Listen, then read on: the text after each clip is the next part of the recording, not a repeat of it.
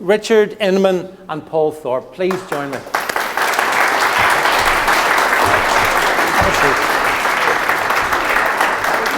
Come on.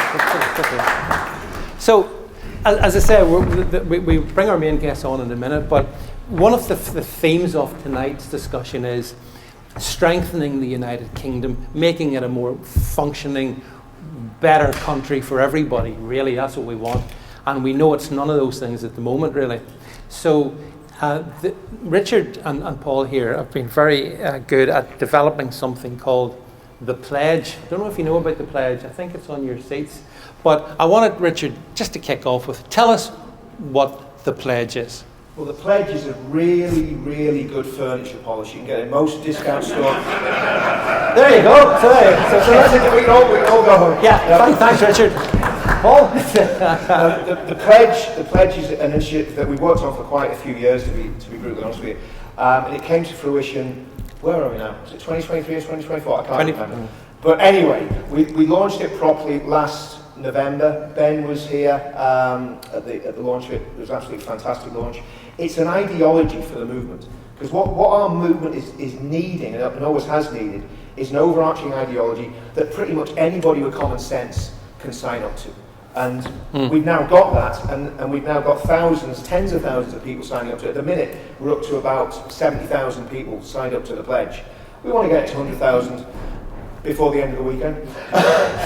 We want to get 100,000 in short order, but it is to give people something to believe in and something to unite around, because what the Pledge does, it cuts off the far right. So if you're a racist, you're an anti-Semite, you can't sign the Pledge because it's very, very specific about that. Mm-hmm. It does away with all the woke nonsense, all the stuff that's really, really dragging our country down. It cuts off the globalists, it cuts off the Islamists and the communists, and it unites around good old-fashioned British values, Christian values, conservative values. And by the way, you don't need to be religious or a Christian to sign the Pledge, but they're the values that are embedded in it. I don't know if you can get this on the camera. I'm going to have to maybe move a little bit, but that's the QR code. So please scan that QR code and share it with at least 10 of your friends, because that's how we grow these things. But the thinking behind it is, once we got to about 1 million people on the Pledge, then what we can do, we can use it as a lobbying mechanism for politicians. So we can go to politicians and say, what do you think of the Pledge?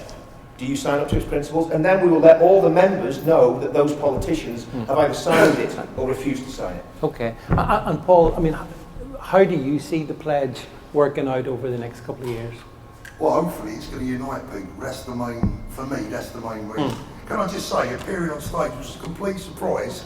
I would have put something kind of a little bit more formal, but so it's about uniting people for me. And I think that's the trouble we've got at the moment, is getting people together. Division, yeah. Division. It is, and you know, when Ben Habib when Ben comes on shortly, he's going to talk about, if you're familiar with his Great British Pack, and he's going to explain that as well. But I think, you know, there's enough space out there for different people to find ways to bring us all together. You know, so if you haven't signed the Pledge, I would urge you to have a read of it, and if you can, do that. Support Richard, support Paul, support plans to try and, as you say, bring together people that are currently split apart, and that's not good. So, look, Richard and Paul, thank you both very much for being on the stage with me. Have a good.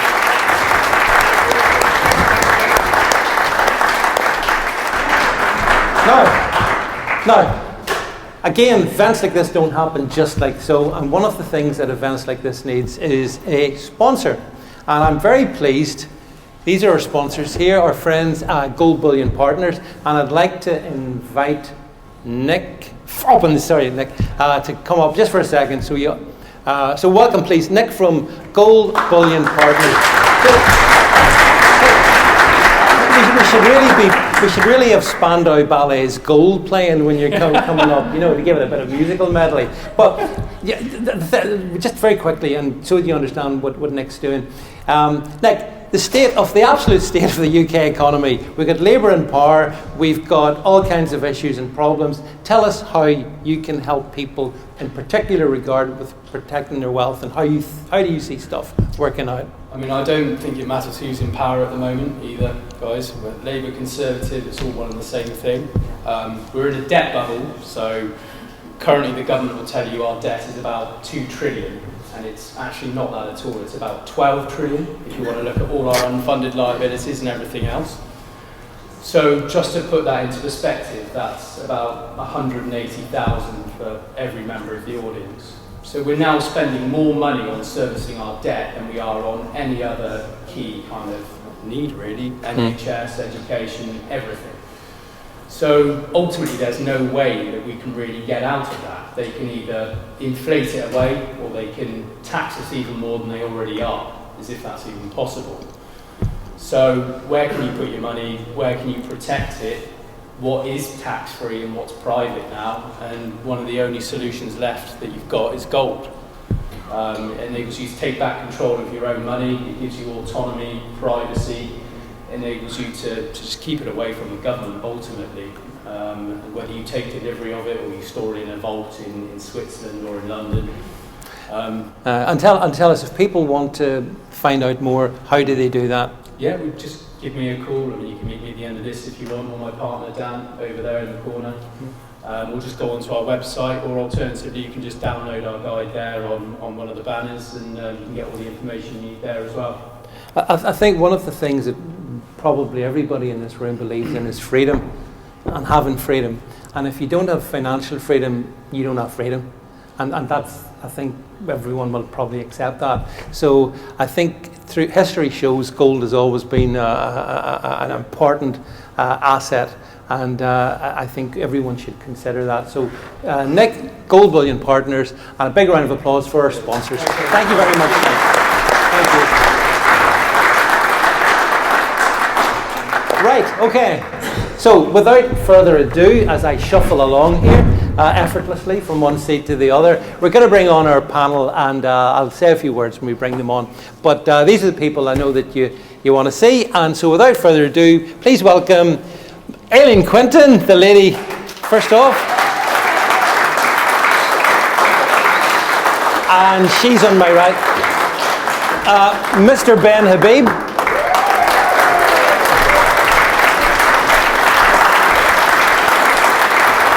And Baroness Kate Hoey. Sorry about that. That's okay. But so listen. First of all, look, thanks very much. I was talking before this started about was I going to give. Kate was asking me, was I going to give a really lengthy introduction to everybody? No, I'm not. I'm going to give a short and snappy introduction to everybody instead. Ben, start with you. Successful businessman, which is unique compared to when we look at the current cabinet. I don't think we have anyone who's ever run a business. So, including the business secretary, who has no idea about business. Yeah. Obviously, Ben, former Brexit Party MEP, former co-deputy leader of Reform, and I think it's fair to say, I think most people hopefully would agree, you are a very important voice in political discourse in the UK at the moment, which I think we need. No, I seriously do think that. Kate Baroness Hoey, born in Northern Ireland, like myself and like Aileen, and the bit I wanted to, 1966 Northern Ireland high jump champion. There you go. If that's not worth a round of applause, what is? And obviously, Kate has served as Labour MP I think from 89 to 2019. Kate, first female sports minister, breaking the glass ceiling there, and you became a life peer, a non-affiliated life peer in 2020. So that's Kate. And then here, this lady here, Aileen Quinton, who I've known a long time, another one of the Northern Ireland posse, which it turns out we've got, because Ben's kind of honorary Northern Irish as well, really. And I think we've known each other a long time. Aileen has, Aileen's mum, Alberta, was murdered by the IRA in 1987 at the cenotaph in Enniskillen. Which, you know, was kind of pretty horrific thing. Poppy Day Massacre, some of you will be familiar with that perhaps, yeah. But nonetheless, Aileen has been a really good voice, a very great voice for the UK, for the Union of the United Kingdom, a very principled voice, which I think is, I was thinking about what unites us all here, it's principles. Because if you ain't got principles, you've got nothing. And I think this is a very principled panel, and this will become apparent as we get through the evening. So, having said that little introduction, I told you it was going to be short, Kate. I told you it wouldn't take too long. I wanted to start off. Okay, so the first thing I want to chat about is the UK. One of the themes of tonight is how do we strengthen our United Kingdom? How do we make it a better United Kingdom? And I guess my question, I'll start with you, Ben, first. How do we harness the full power of the United Kingdom at a time when we've got devolution, which doesn't seem to be getting better, at a time when we've got an Irish sea border stuck up the sea, and if I'm honest, a Westminster political elite who don't seem to be remotely bothered, particularly about the United Kingdom. How do we sort it? I thought the easy one would be to start with. So how do we sort it out? I mean, you've actually gone to the heart of the issue. Straight away. Because the entire political fight, if I can call it that at the moment, is for the protection of nation states. The entire Western civilization is struggling with the notion of what is a nation state. We have so become hooked on this notion that government can be for the greater good across the globe. Yeah. The European Union, of course, being the best example of it, because it literally wishes to strip nation states of power, empower itself, take down borders, get rid of Germany, France, Italy, and all the rest of it, and just be the European Union, a new federalist organization. But it applies to the United Kingdom, and it applies to the United States until perhaps recently. And in the UK, we are particularly hijacked by a political class that I think are ashamed of our history, that are ashamed of the people that they govern, ashamed of the fact that they have the ostensible authority to govern, and they would rather take the knee to the liberal global order than take responsibility proudly for the country, the borders, our security, the protection of our culture, the promotion of our economy, and looking for British interests and the interests of British people. And I think what we've got to do as a people, and what we as politicians should be doing, is unashamedly banging the drum for nationhood. And when I bang the drum for the United Kingdom, I bang the drum for the entire United Kingdom. It's not England.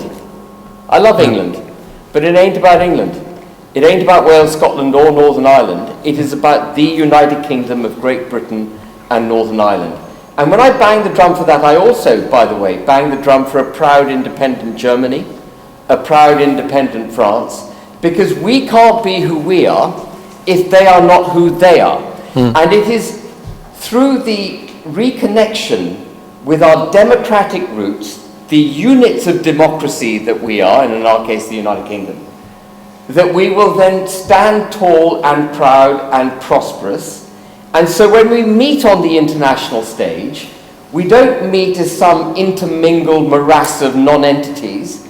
We meet proudly, face to face with each other, prepared to compete, prepared to challenge each other, but also prepared to cooperate, but doing it from a position of strength.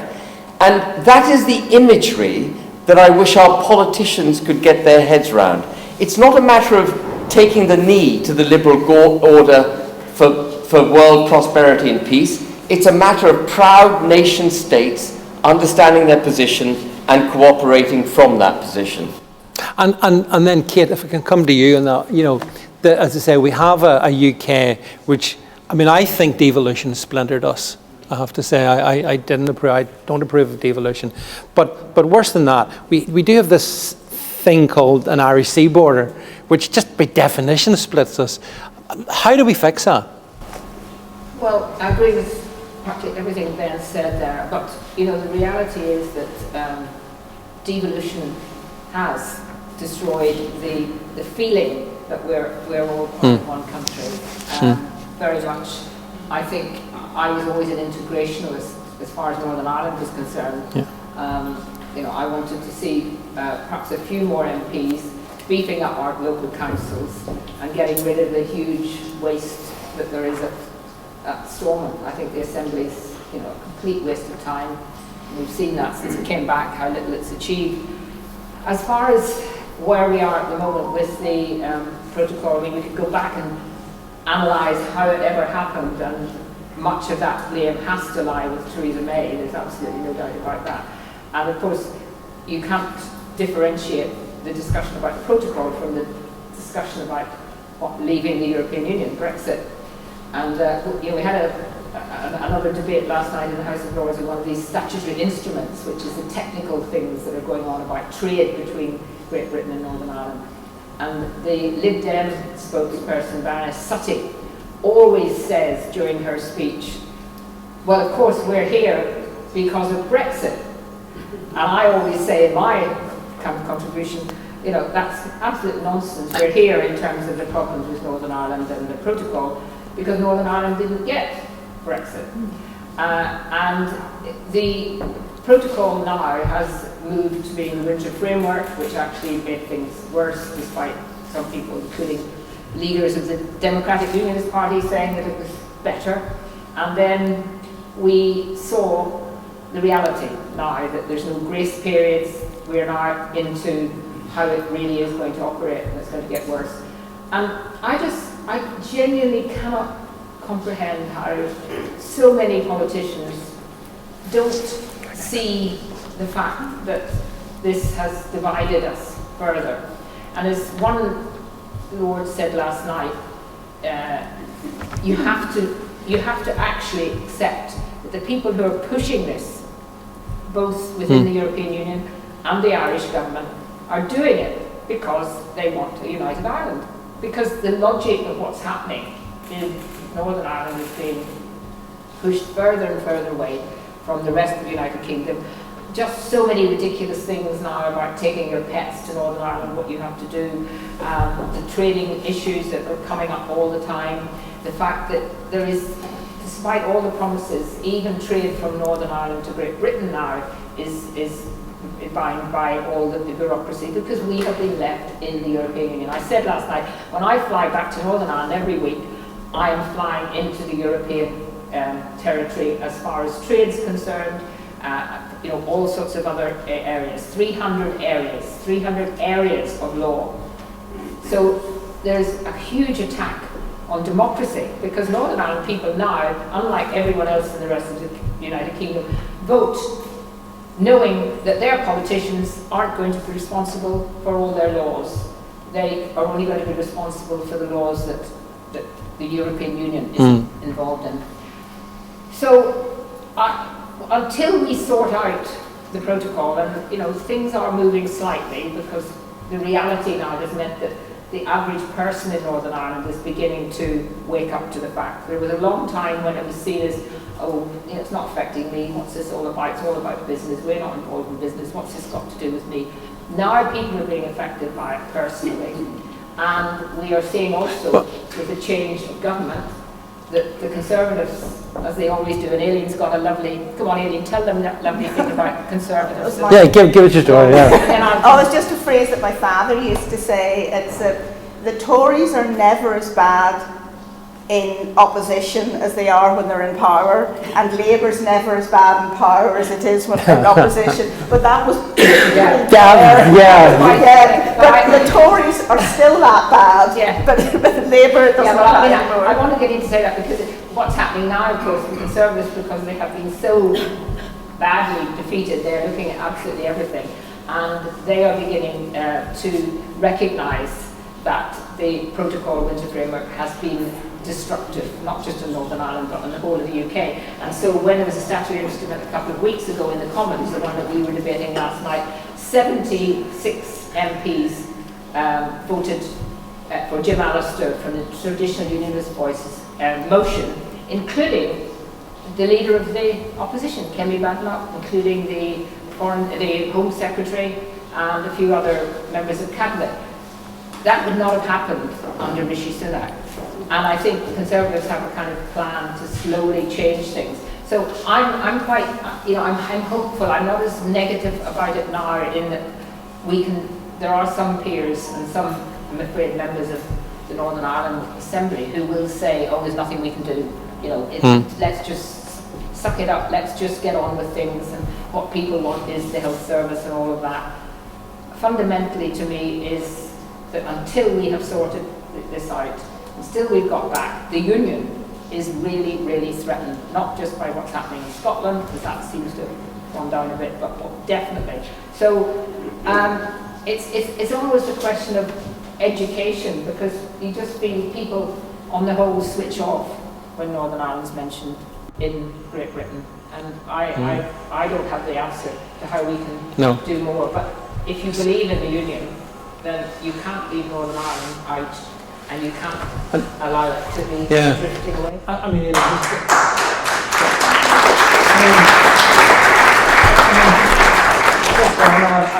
In terms of having to live sort of 24/7 in a part of the UK which is actually now semi-detached from the rest of the UK, what's that like? Well, it's obviously it's not acceptable, and for all sorts of reasons. But first, I'd just like to say it is really great that we have got English people, and there's Welsh and Scottish people who care about the whole union, because I don't just care about Northern Ireland. And if there's any Welsh people here, I always feel bad for the Welsh that they're not included in the union flag, and I would like even a wee dragon just like just to say. Have we got any Welsh in the room? If you're Welsh, put your hand up. Yeah, we have. I'd like you to have the dragons for you. I'd like you to have a wee dragon in the middle, but it is important that actually everybody in our country should care about our whole country, because that's the best way to prosperity in any way. And I would not support Wales being treated like Northern Ireland has, or England being treated, or Scotland being treated like that. But and there's a danger because of my background that all I talk about is terrorism, but actually in this it is very, very key, because as far as I am concerned, we have an awful lot of moral cowardice in our governments, successive governments. And that is a threat not just to Northern Ireland, but it has made us even more vulnerable to other terrorism. You have to get a consistent approach to terrorism. And as far as I am concerned, so much that has happened to Northern Ireland and in Northern Ireland happens because the IRA murdered enough people. And that should not be, terrorism should not rule the roost. Terrorism should not drive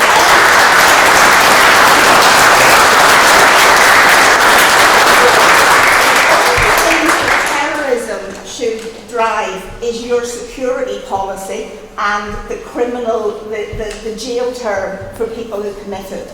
It should not be pandered to. And I think that the United Kingdom has got the reputation of being a soft touch for terrorism, and that makes us vulnerable to all sorts of different terrorism. Because you get into one breed of terrorism, you've encouraged all sorts of terrorism.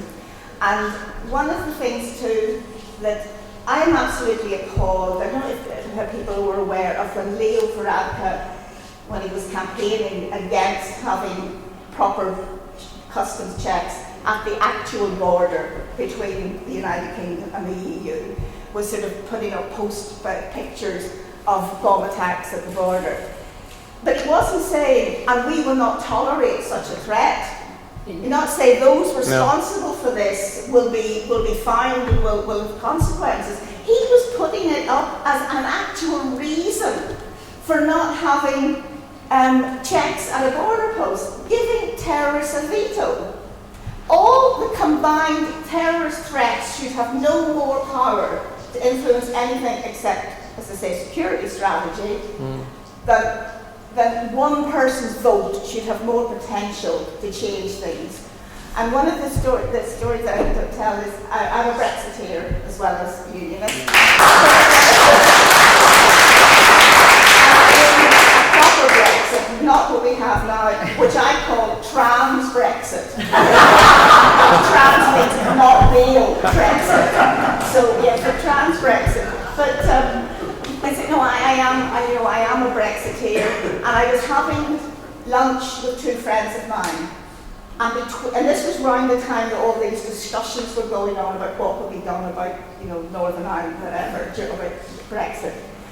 And between us, we had three of us. Between us, we've had 5 parents murdered by the IRA.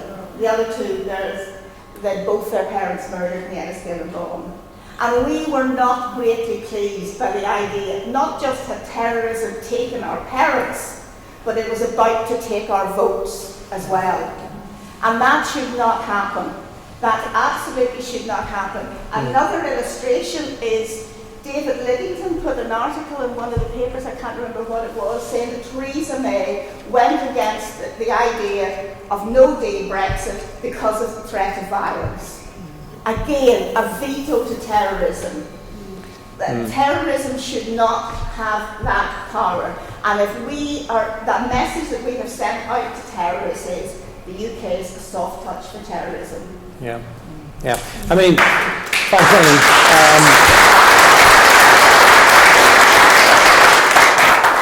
I suppose trying to move things on a wee bit, Ben, we've seen a lot of change across the other side of the Atlantic in the past 4 weeks with the ascension of Trump 2.0. And it's always good to have something positive, isn't it? And I look across there, and you mentioned nation states and whatnot, and you can see at least the attempt to reassert America, the United States, as a proper nation with defined borders and taking control of everything. And I look over there and I see hope. And you sort of think to yourself, well, how can the UK emulate that? Because surely that's where we need to go. Like you say, make ourselves a proper nation, sovereign state, which we were supposed to be post-Brexit, except it wasn't Brexit. Trans-Brexit, yeah. I mean, so, Ben, what's your thoughts on, first of all, what you see happening across in the US? So can I reverse a bit, because I've gathered myself since your first question. Given you time, yeah. That was a big question, the first one. And I just want to say how pleased I am to be here, to be in front of all of you, who I just assume by nature are Brexiteers, nationists, and unionists. So thank you very much. I want to thank Aileen for dragging me into Northern Irish politics. I had been very comfortable in my London English shell, but she took me to Northern Ireland back in 2019, actually after a debate very close to here, in the Irish Centre. Were you there, Kate? I can't remember. You were there, Aileen, weren't you, at the Irish Centre? Well, perhaps you weren't. Anyway, there were a bunch of Republicans. There were a lot of Republicans in the audience. And I was trying to make the case for Brexit, and they were all making the arguments you were making about, resurgence of violence and so on. Yeah. And sorry, those were not my arguments against Brexit. No, but the arguments that you've been citing. And Aileen said, come on the border trail. So she took me to Northern Ireland, I did the border trail. And of course, it's 320 odd miles of border which actually no one could police or put a hard border on. But we somehow took the knee to the fact that a hard border in Northern Ireland was not acceptable, but a hard border between Great Britain and another part of the United Kingdom, Northern Ireland, was fine. And it's symptomatic of our weak political class. Yeah. But before I come back, I just want to thank Kate as well, because Aileen introduced me to the issue that is Northern Ireland, and Kate has held me absolutely solidly on the subject. And I was just going to say, because I think it's important to know, Aileen was a candidate in London for the Brexit Party. Yeah. The bottom of the list, although all her friends in Enniskillen thought she was going to win. Ben was number 2, weren't you? Number one. Number one, sorry. And they met during that, and that was the sort of beginning of it all. And then I met you. I met you on the border trail. Yeah, we came on the border trail. And there's a joke with Ben. I don't know if there's a joke anymore, but because he gets such flack for defending Northern Ireland, that he must have a wee ailing doll that he's sticking pins. But one of the last times I asked him, and I think he does. well, I mean, it's a very interesting issue, Northern Ireland. I'm going to come to it. Yeah, we'll if I just freewheel a little bit. Freewheel is our style, Ben. Northern Ireland is a really interesting issue because there are many people in the United Kingdom who feel patriotic, who look at the Union flag and they think that is my flag. They're enamoured by it. They move forward by it. But very few people really even understand Northern Ireland, even bother to consider it as part of the United Kingdom. It's kind of there. They're always bloody whining. It's a bit of a pain in the neck. They cost £8,000 per head per annum for the budget, and they're ignored. And when I went there, it was a wake-up call to me, Aileen, and it was the beginning. I was always a Brexiteer, but it was the beginning of a journey of discovery about how weak our political class is, how prepared our political class is to be insular and take the knee, literally take the knee to terrorism. And if you're prepared to take the knee to terrorism, of course you're going to take the knee to the EU, aren't you? Because the minute they threaten a bit of trade sanctions, they threaten, well, we're going to pull this lever and that lever, you just back off. So we have a fantastically, I think, switched on electorate, because we were the first nation in Western civilization to scream out and say, we want our country back. That's what the vote to leave the EU was. It was a vote to get our country back. But our politicians didn't have the courage to do it. In fact, they stood in opposition to us. And they still stand in opposition to us. And what they don't get is that in order for us to, I'm slightly repeating what I said in the first segment, but in order for us to, for us all collectively to go forward prosperously, they need to understand what the democratic unit of the United Kingdom is. You can't represent British interests if you don't know what the United Kingdom is. And they don't. And so when you look across to the US, this is coming to you. No, you're right, when you look across to the US, sorry, that could go on forever, by the way. When you look across to the US, you see for the first time, when I was watching the election overnight, and I thought, oh, here we go again. He looks like he's going to win, and at the last minute, something's going to go really weird in those swing states. And then he won, and I thought, oh, I'll go to sleep and I'll get some sleep now. And then I woke up and I was going into the office, and it was only as I was driving into the office, as I was putting together in my mind the implications of a Trump victory, that I suddenly felt a massive weight lift off my shoulders. For the first time, a Western civilized country had decided that it would put its country first. It was it's something we should all take for granted, but it was a remarkable thing. And it wasn't just any Western civilized country, it was the most powerful country in the world. And the most powerful country in the world didn't just promise to do it, he bloody well did it on his first day in office.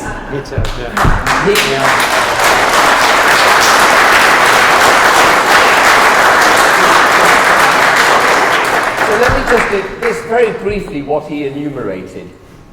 We are going to detain and deport all illegal migrants.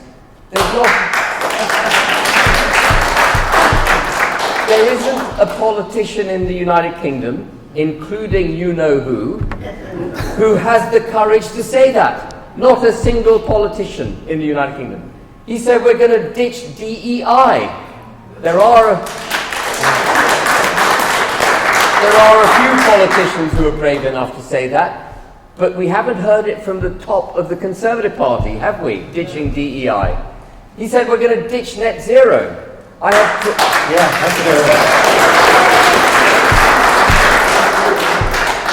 He did it in his own inimicable way, which was, drill, baby, drill, which conjures up all sorts of images. But we haven't got a leading member of Parliament saying that either. No. And he talked about strong borders, deregulation, lower taxes, and he talked about something which no one in this country is talking about, which is tariffs. You know what offshoring your industry is all about? Giving over your ability to produce stuff in the United Kingdom to another country? It's not about global prosperity. It is basically reverse immigration.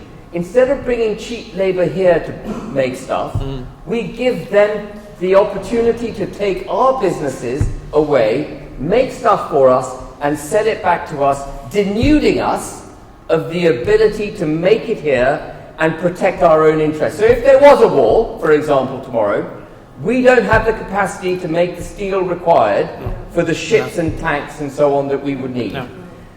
Global trade, the way it's unfolded, like all other things that have been extreme globalism, is deeply dangerous. And Trump gets it. This is the age of tariffs. We need to row back from this overall integration at a global level. Everything Trump said on day one, even if you don't like the man, even if you think he expresses himself in a peculiar way, was absolutely spot on. And we don't have politicians in this country who've got the guts to say it. But now that he's done it, he is going to have a resurgent United States of America. It is going to stand tall. It is going to become culturally sound. It is going to be economically supercharged. And if the United Kingdom and Western Europe doesn't wake up to that, if Europe doesn't wake up to that, we will be overblown with a tsunami with which we will not cope. Because all the capital that would otherwise perhaps come to the UK and Europe will go to the States. Why would it come here, where energy costs are 3 or 4 times what they are in the States, where taxes are twice the level, where regulation is mad, and the Prime Minister can't tell a woman from a man? It's...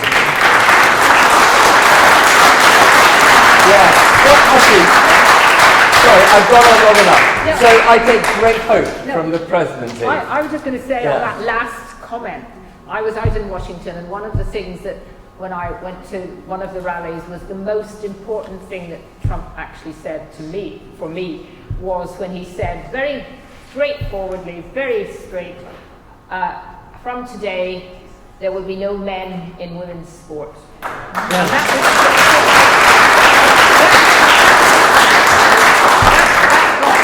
Biggest cheers, and I mean that whole sort of idea on the trans issue where he was prepared to be straight out and speak out is again another example of politicians in our country not being prepared. And what I came back with was, you know, I don't agree with every single thing that Trump said, but what I came back with was this feeling that it did give a bit of hope to what could happen, because when you look at what he had to go through, and you know, forgetting all the trials and whatever he's done in his past and all of that, and the media that was against him, and the way in which, you know, our media would never say a good word about him, and didn't even after they find it so difficult to accept that he'd won, and yet they were able to come through and win. And I came back thinking, and I think anyone else who was there probably came back thinking, you know, when he made those speeches, just who is there in this country, in any political party, that could stand up and get that? Do you think, though, that with Trump being what he is now, and with the regime being what it is, do you think that might encourage any of our lot elected at the moment to be more courageous and brave? Or will they still be craven and cards? I think it will, but we do tend to have this in sort of almost a British kind of thing about, you know, on the one hand, on the other, and maybe we should think about it, and yes, and it's very difficult, and you know, we never just say this is wrong, let's just change it. You know, that doesn't happen.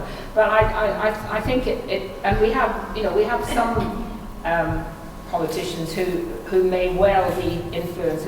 My worry, and I have to be honest, is that Trump, you know, if he doesn't deliver, if he doesn't do what he says he's done, and some of his promises he's made have been very wide-ranging, and if that doesn't happen, then that is going to be another huge nail in the idea of, you know, of politicians doing what they say. Because what Trump could do, if he does carry out all the things he said, whether you agree with them or not, is give a lesson to people that, yes, if you do what you say, the public will support you. Yeah, I mean, do you think, Aileen, that Donald Trump's election is going to be is that going to be a force for good for us in the UK? I think it's a few fascinating things about the Trump victory. I am sort of on Twitter that I follow a lot of detransitioners and things like that, and a whole lot of these people, people who have can't transition because you can't change your sex, but that they've been hoodwinked into this thing, and some of them have had been mutilated, but they are now realising that they are what they were born and whatever, and a whole lot of them would have said they came from the left. But then now that Trump is the one that so they're having to reassess who they are and where they fit on the political spectrum. But that was one of the main things. I mean, I was never that warm, disposed to Trump, but that was one of the things that I just felt that a Kamala Harris victory was a danger to vulnerable young people. And not just in America, but young people everywhere, because the thing about if the US gets a cold, there may be a time delay, but we start sneezing. So I actually think British confused kids are safer now because of a Trump win, and it shouldn't have to be that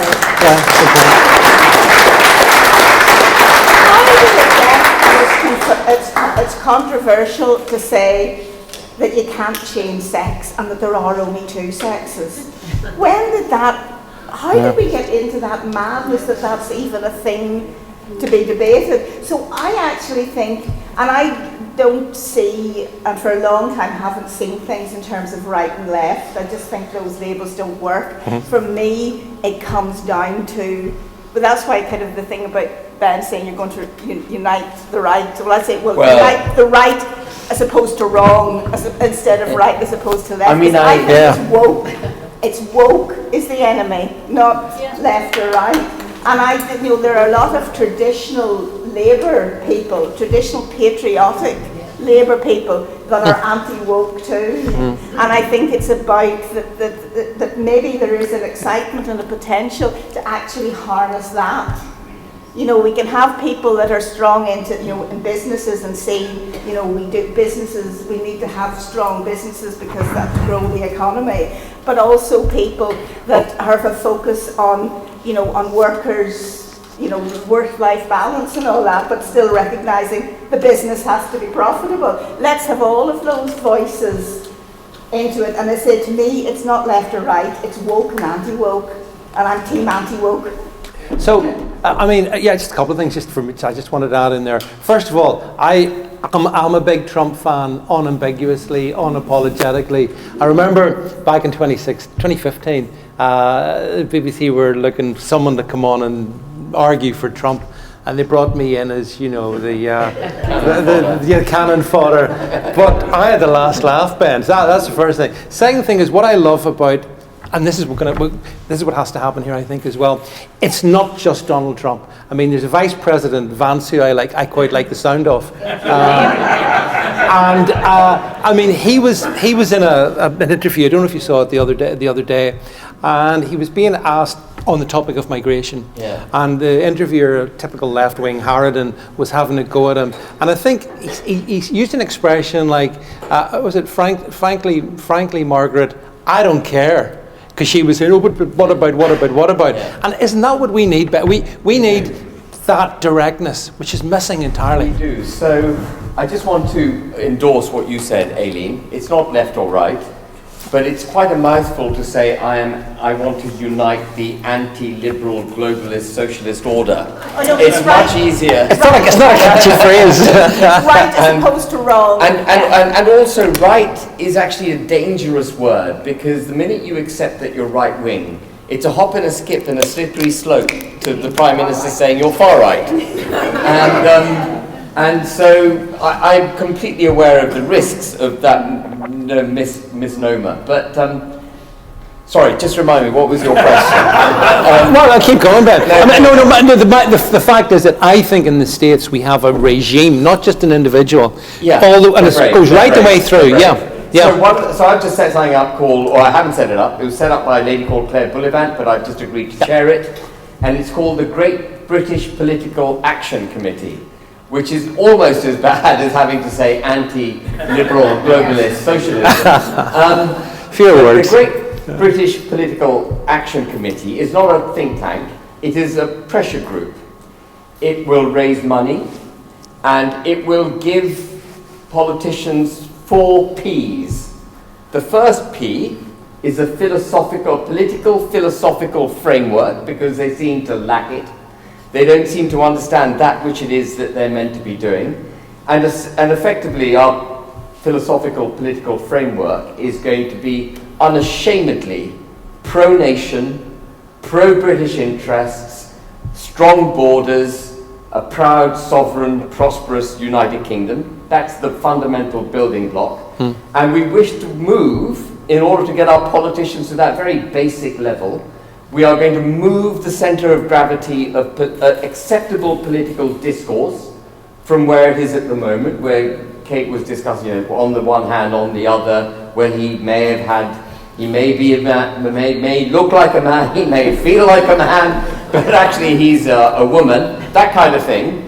Give the politicians that we've got the courage to be straight talking, because we're not going to win this battle until our politicians can actually call a duck, a man, a woman, a man, a woman, a woman. So we've got to move that centre of gravity. The second P in our mission is to produce policies that support that.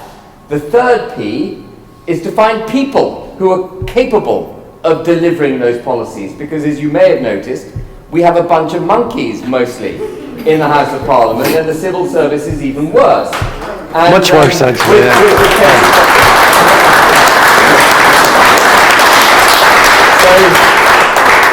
So the third P is people. So it's political framework, philosophy framework, policies, people, and then the last one is a plan. So between now and 2029, we are going to not just get all the thoughts together and get the people ready. We are going to have a draft legislative framework, which at day one we can hit the road with running. And I don't care whether it's Kenny Badenoch who does it, or my mate Nigel who does it, or a combination of Nige and Kemi in a coalition. I don't care. This isn't about party politics anymore. This is about rescuing the United Kingdom. And we're not going to plead with Nige or with Kemi. We're going to put pressure on both of them. This is a move to unite the so-called right, but through pressure, not through being nice, not saying, please, if you give me a peerage at some point, I might do this and I might do that, and can we just collaborate? This is going to be, listen, buddy, this is what you need to do, and we're calling you out. We see what you're saying. For example, it ain't a great look, is it? Having a party until 3 a.m. drinking crew with the richest people in the United Kingdom when we're all suffering. Revisit the optics of what you're doing and the fundamental basis on which you're doing it. And that's the kind of thing we're going to be doing in the Great British Pack. And Ben, just for everyone in the audience, so that's the Great British Pack. It's on. There's an X account, a Twitter account, Great British Pack, and I would invite, hopefully, everyone, if you're not following it, please follow it and register, as well, because it is about trying to put that momentum in. As I think I just briefly I think, and we touched on this earlier with Richard as well. It is about us bringing principles and ideas into play, and not so much focusing on just personality. No, absolutely, it's principles and whatever, but it is personalities that deliver principles. That's true. And if you haven't got a political framework, a philosophical political framework on which you hang your policies, you're defeated at day one. You have to have that building block so that when a new problem presents itself, let's take COVID, which is a new problem that presented itself. Boris Johnson used to liken COVID, the fight against COVID, to World War II. Did you remember he said that? This is like World War II. Yeah, when he thought it was Churchill. It was the opposite of World War II. Because in World War II, we gave up our lives to save our civil liberties. Yeah. In COVID, we gave up our civil liberties to save our lives. Yeah.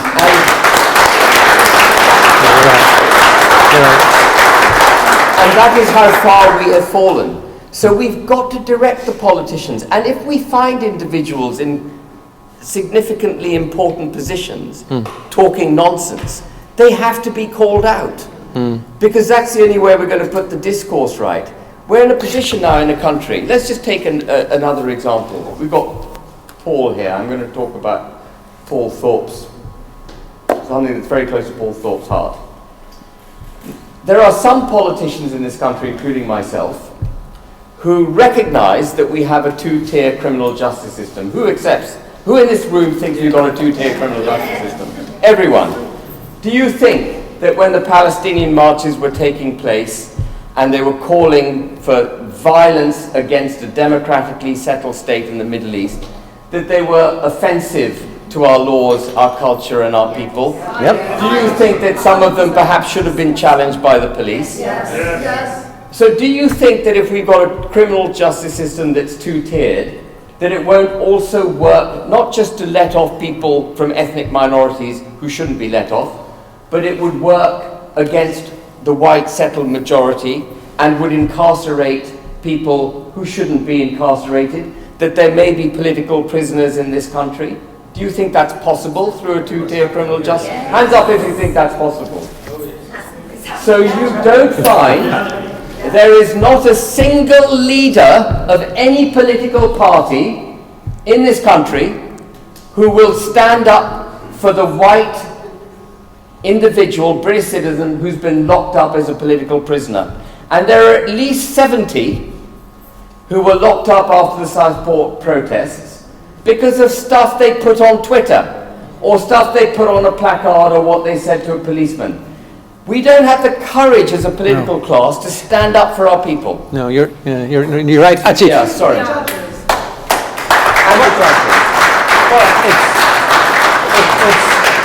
It's two-tier care, two-tier justice, two-tier policing. It's across the piece, two-tier. But I mean, it's also the length now that government and indeed opposition are going to in terms of hate crime generally. Scary. And the laws that are being pushed through to make it very, very difficult for people to actually work out what have they said that has been now told that they're going to be checked up on. And I mean, we had the very useful action by Alison Phillips when she was stopped. I mean, that was a very, I think that, a high-profile person like that, and that's where you're right about, we do need people sometimes who are well-known to speak out.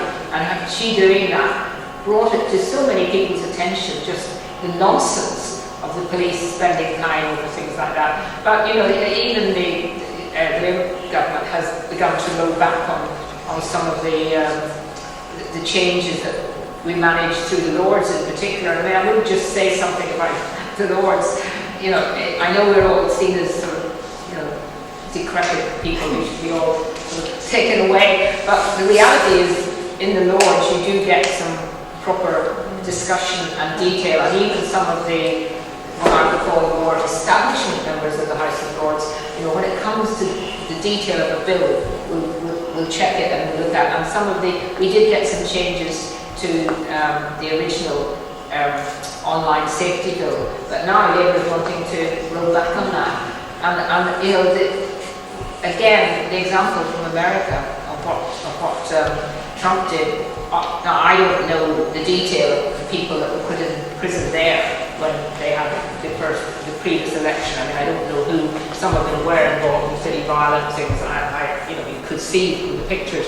But the fact that he came in and simply said, "Right, you're all out," that sent a message. Now, can you ever visualise that happening in our country? Not at the moment, but I mean, that's a good point to make. The January 6th, as Trump called them, hostages, political hostages. Uses words quite carefully. I know we touched on that as well. But I mean, that's the sort of boldness of action that we see in the States. And, I believe, I don't know if you think. Are you going to be a membership organisation? How is it going to work? Yeah, no, so the policies that I mentioned are going to be made through a platform. So anyone who wishes to contribute to our policy making, please register on our website, and then you can put your ideas forward for policies. And what is bizarre, actually, Kate, is unknown to me, the individuals who created the website actually put the ability to donate on it. I hadn't expected the ability to donate being made available so early on. And we got £2,000 of donations without even asking for anything. And it's because people are just desperate for the country to be put right. And they can see that this is going to be I hope they can see, and I hope we can deliver, a really good pressure that we'll be able to apply on our political class to move the dial in favour of, a proper nation state, etc. I mean, you're trying to shift the Overton window fundamentally. And this is where Musk and Trump and others, they're miles ahead of us. They look at us and they think, what the hell are you guys up to? For God's sake, get a grip. And we haven't got the courage to get a grip. Sorry, Aileen. No, I just wondered, when you talked about having some Ps for politicians, and I just was wondering whether one of them was going to be a P45. But does that apply to MPs? I don't even know. Well, we've got to make sure the Labour Party get their P45 at the next election. Yeah. So, I mean, the thing about it is that, though, and this is a question that somebody actually sent in. I'll start with you, Aileen, in this one first. We've got a first past the post parliamentary system. That makes life difficult, does it? Like, in that system, how do we get change? Well, I have been anti first past the post system since I was about 13, and my father sat me down and showed me how it worked. But I am also not in favour of PR, which, but I actually do like the system we have in Northern Ireland, which is a single transferred vote, because with PR, I don't think there's any way of doing PR that you don't have a list system.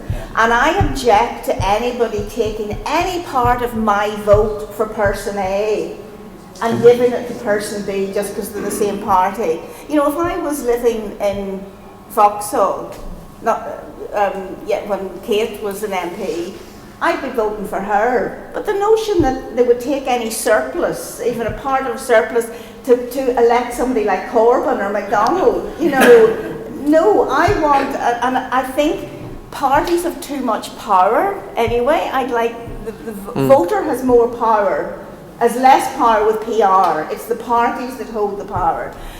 So I actually, and the thing about being a sore loser with the Brexit vote, I'm still a sore loser about AV. I really think that would have been a great system. But there has actually been a generation, I think, since we had that vote. So I think first past the post is wrong. Is how can you really say that you've got a mandate when most people who voted for somebody else?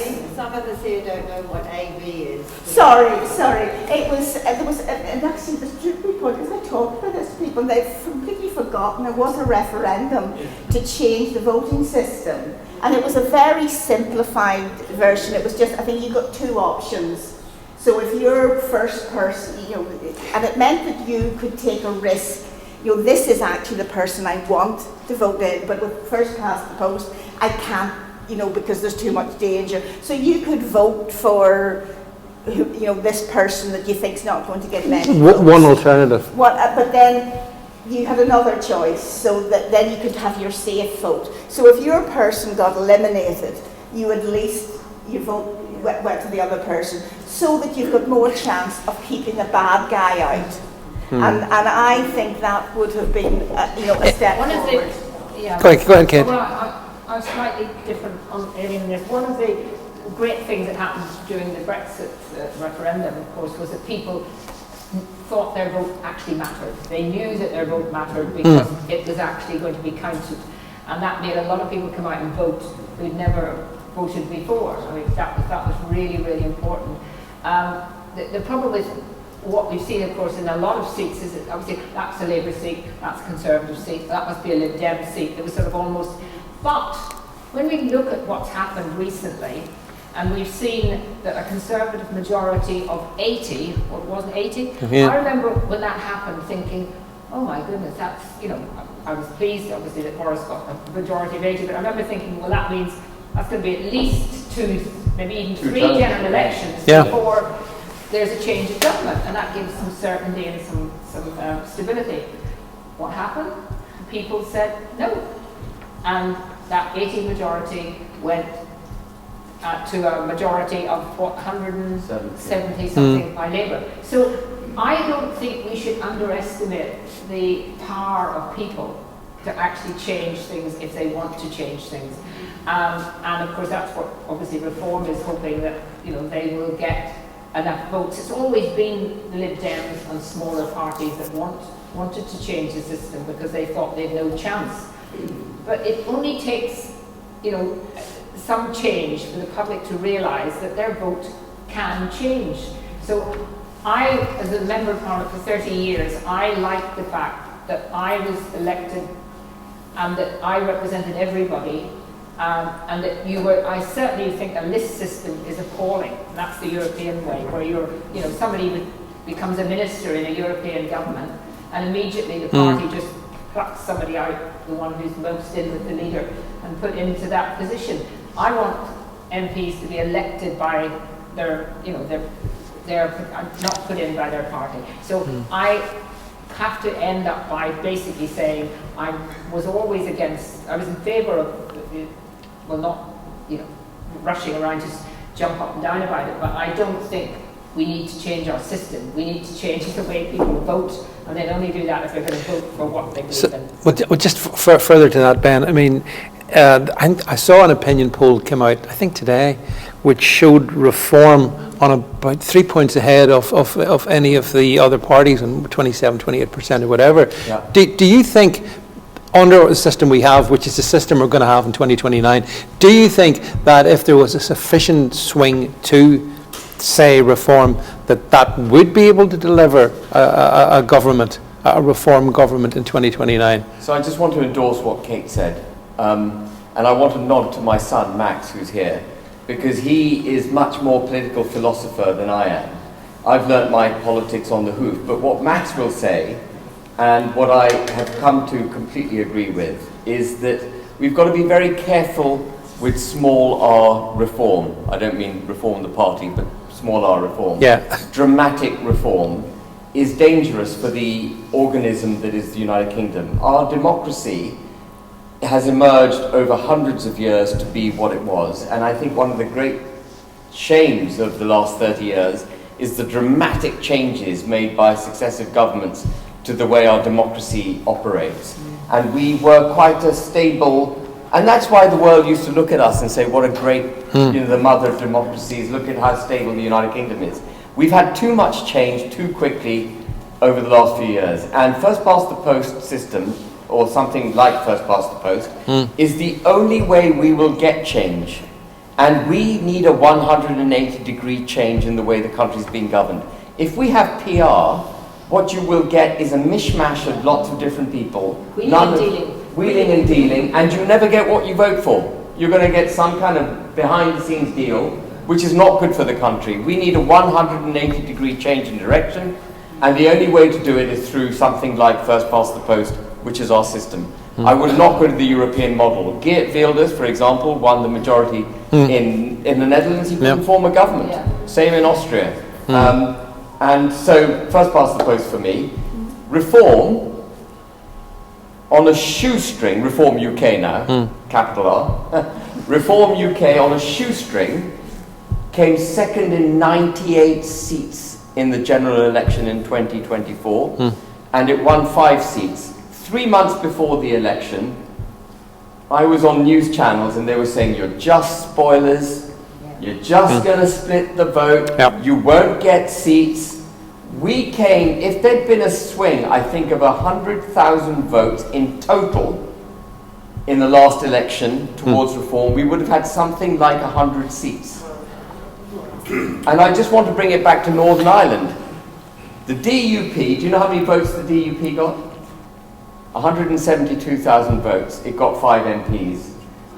Reform, I was going to say we, Reform got, it was we then, Reform got 4 million votes and we got 5 seats. Another 100,000 and we would have had 100 odd seats. But it is within shooting distance now. And so it is doubly vital that come 2029, we make sure that the so-called anti-liberal, globalist, socialist order wins the day. That's what we've got to make sure. Yeah, I mean, I think a guy you mentioned, Elon Musk, has had quite an impact on British politics in the past month, in particular, with some of the things he's come out and talked about, the various issues to do with Britain. And I think that the power of social media is quite a thing, Aileen, you know. And I wonder, do you think that, like Ben talked about, you've reformed it in a shoestring. I mean, Elon's got a few pounds in his back pocket. If he wanted to give 100 million or whatever, I guess that would be within his remit. Would you agree? Would you approve of that? I mean, you mean giving it to a particular party or whatever? Yeah. I'm just very wary, especially when there isn't an election imminently, about putting all of our eggs in any political party basket. I agree. Yeah. I think that's a good principle anyway, because if you put all your, if I think about the eggs as being the principles, the policies, the direction, the values, you need to be able to protect those eggs, and one basket can get compromised. Somebody can burn, set light to the basket. So I think we have to find a way of, first of all, identifying the eggs. What are our values? What are the principles? What needs to be done? And then have a way of being flexible and protect those eggs. So if we're at the moment, this looks like the best basket, but have a way that if that looks like that's not working out, to be able to protect those eggs and put them somewhere else, rather than the whole thing going up. Because I've seen it with different things in Northern Ireland, things that this is a great thing, this is happening and this is great, and people get behind it. To know that actually, I think we're being gaslit a bit. We're made to feel that something is happening, so the right thing and the needful thing can't happen, because when people wake up to the fact that something has been compromised, it's too late. And even if people start off as individuals within a party or a movement, I just don't trust even government to blackmail people. I don't, call me a conspiracy theorist, but I just don't trust governments anymore, and I don't trust them not to put pressure, undue pressure. Yeah, you're right.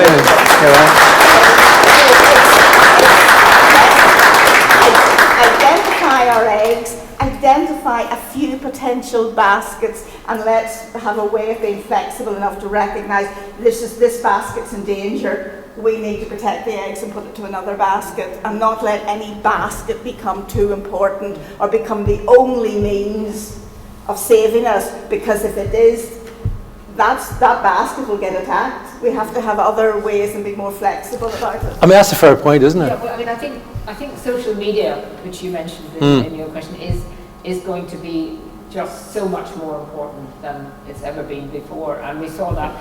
It's interesting, you probably saw the press officer in Trump's administration announced this week that the lobby thing where they have the press, they're letting in all the different social media operators, new media, blogs, people like that. He's basically saying, the mainstream media can't be trusted. The mainstream media is just, is always going to be against what we're wanting to do.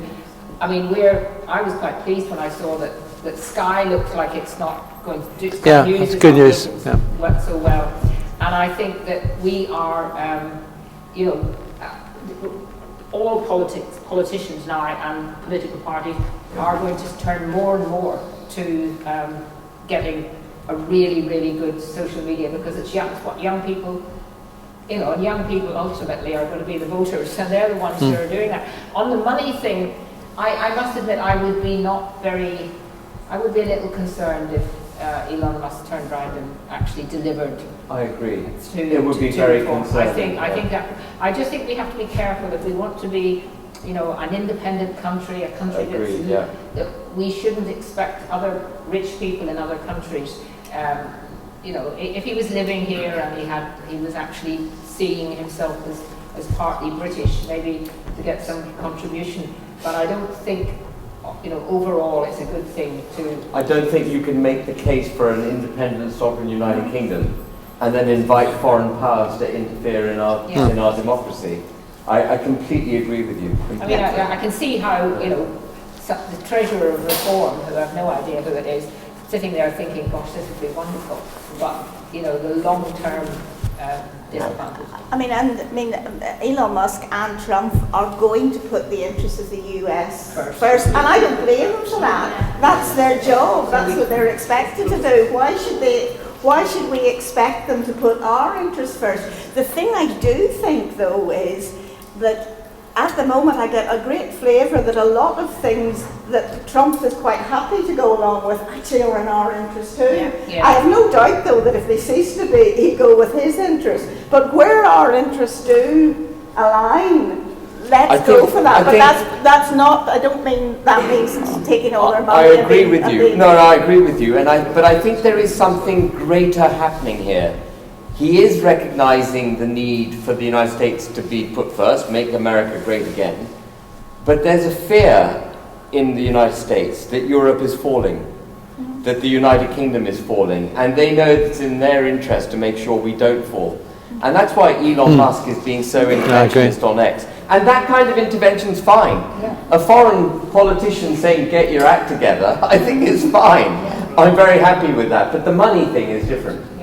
Yeah, no, I think that is fair. I think Elon does have a British grandmother, I think. Yeah. So there is a sort of a link to the UK, which I think Trump was also.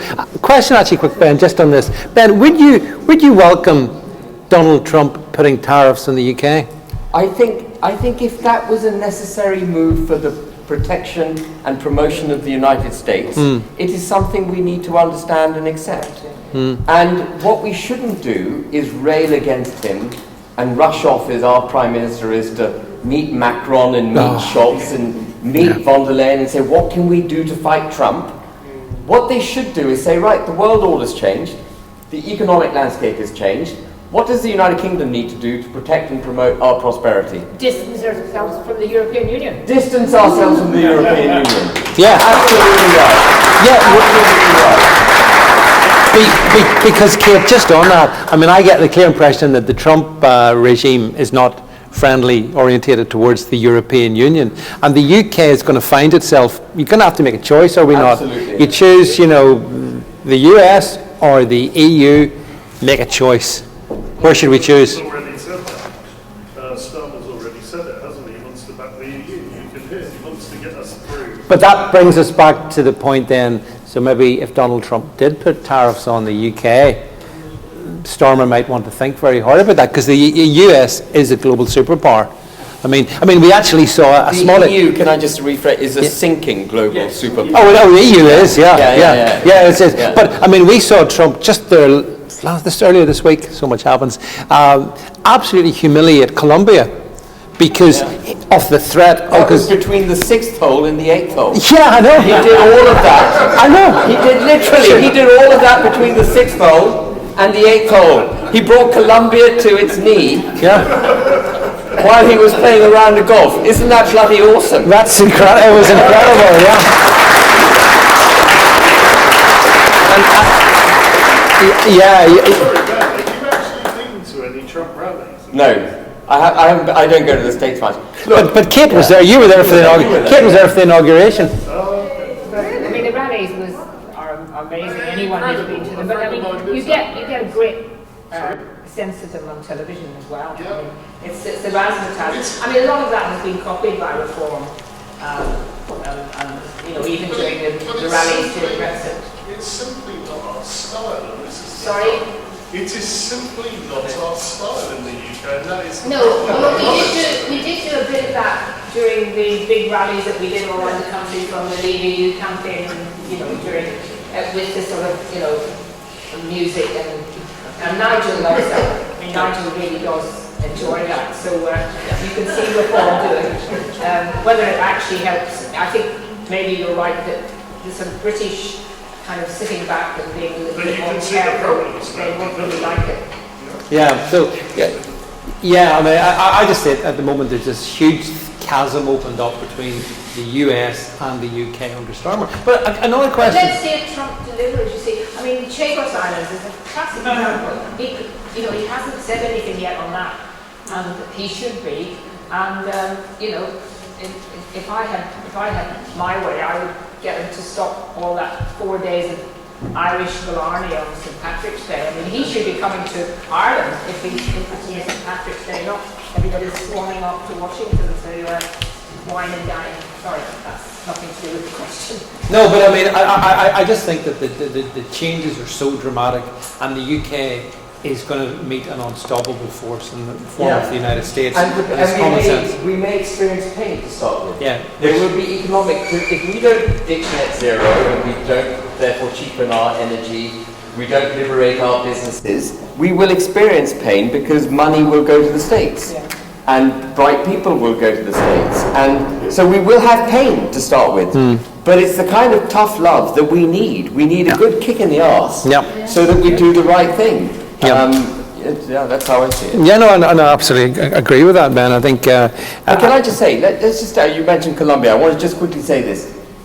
Do you think that by giving the thick end of £1 billion to the French to stop illegal migration from their shores, how do you think that compares to saying, if you don't stop this illegal migration, we're going to withdraw your fishing licenses and we're going to impose sanctions on champagne?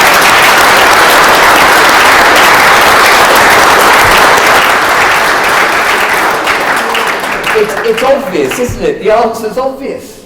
Impose tariffs on champagne, French wine, and take back the fishing licenses and say, there's a camera on me, but you can use what, again, my son taught me, which is the sign from Agincourt, when a longbowman wanted to show the French that he still possessed his arrow fingers, he would do that. And we could stand on the shores facing France and we could all do that.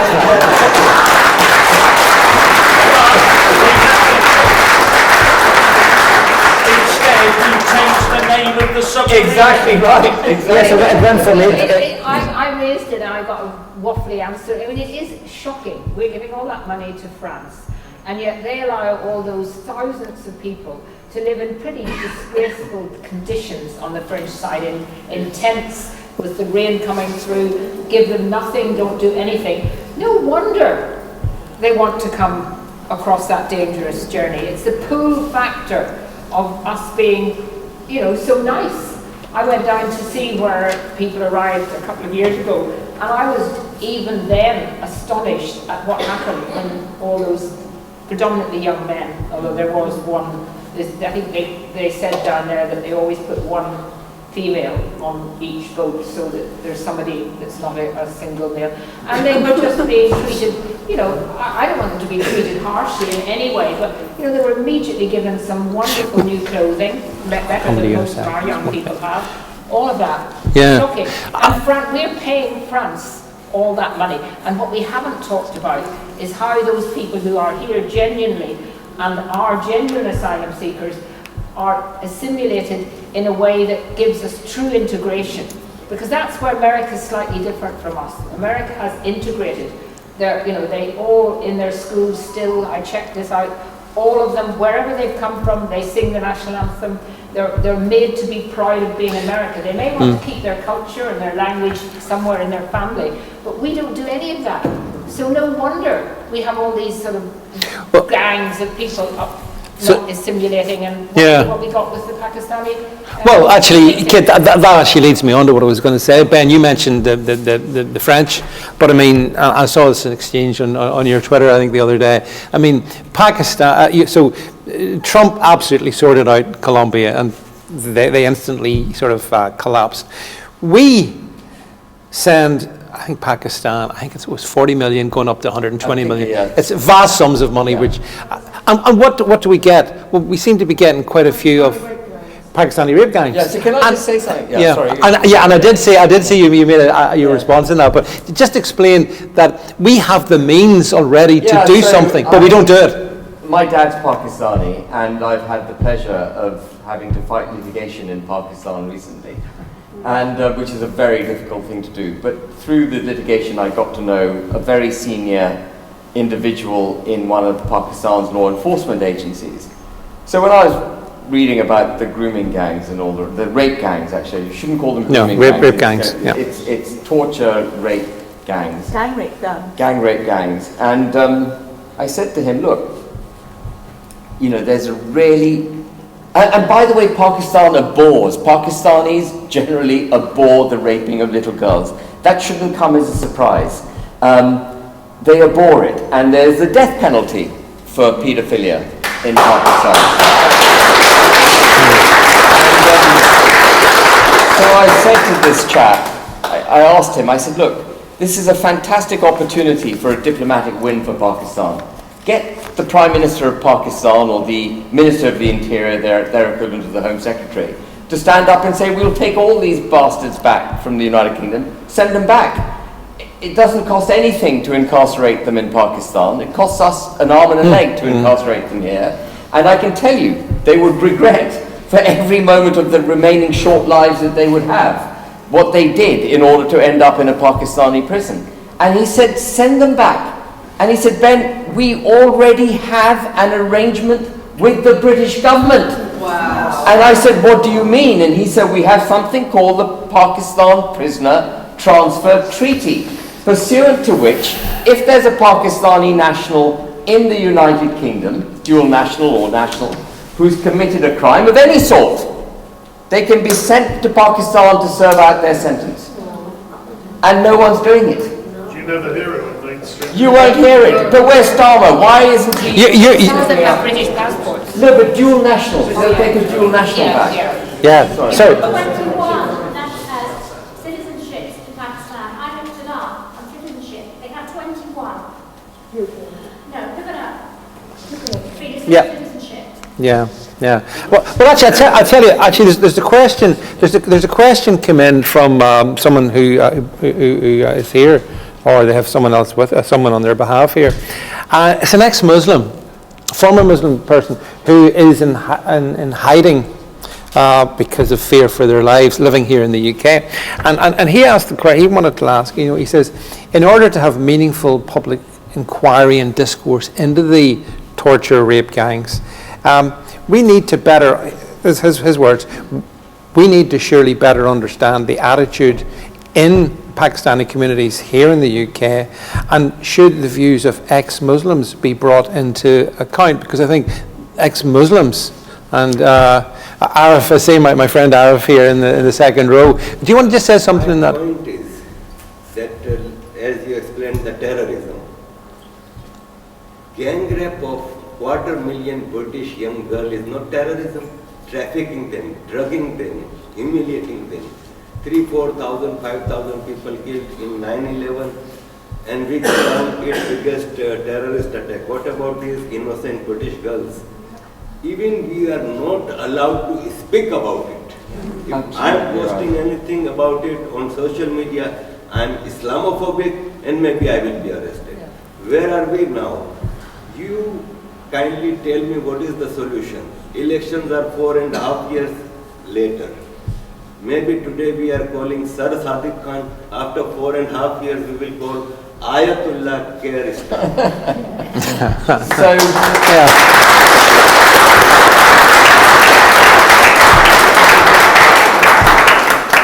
There is a lot to address there, I think. But at the heart of the problem is what Kate's already touched on, which is a preparedness in this country to be generous to a fault. And our generosity has manifested itself effectively in self-harm. And the way we've done it is to say, you can come to our country. I'm sure anyone who watches Talk TV or GB News has heard me say this before. But effectively what we've said to ethnic minorities coming to this country is, you can come to our country. You don't have to practice our values. You don't have to learn about our culture. You can hold our country in contempt. We don't really care. We will give you a protected status in our country. Through diversity, equity and inclusion, we'll put a protected blanket round you. You are most welcome to practice your own cultures, speak your own language, even have your own courts, as long as it doesn't conflict with British courts. and we will allow you to do that which you wish to do to your heart's content. And this isn't just, by the way, a thing between Islam and Christianity or British people. This is a thing between all the different sects of Islam against each other, and they're not a settled religion, number one. It's not a settled religion. And also between ethnic minorities who are not Muslim. So, for example, we had riots in Leicestershire about a year ago between the Indian Hindu community and the Pakistani British community, Indian British and Pakistani British, over a cricket match being played in Karachi where England weren't even playing. And this turned into a riot in Leicester.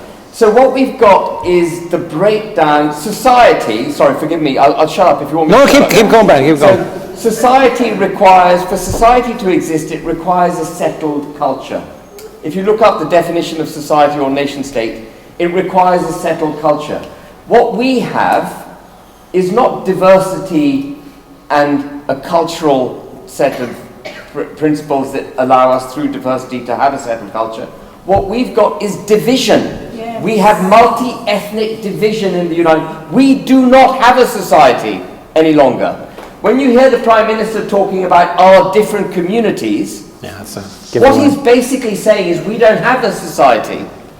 And this DEI, coupled with mass immigration, is destroying the United Kingdom. And this protected blanket is the root cause of not just the two-tier criminal justice system to which I've already referred. It's a two-tier society where protected status is given to people often who hold us in contempt.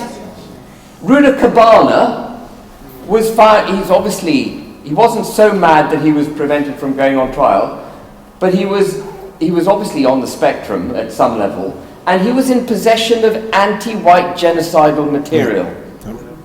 And we weren't told about it.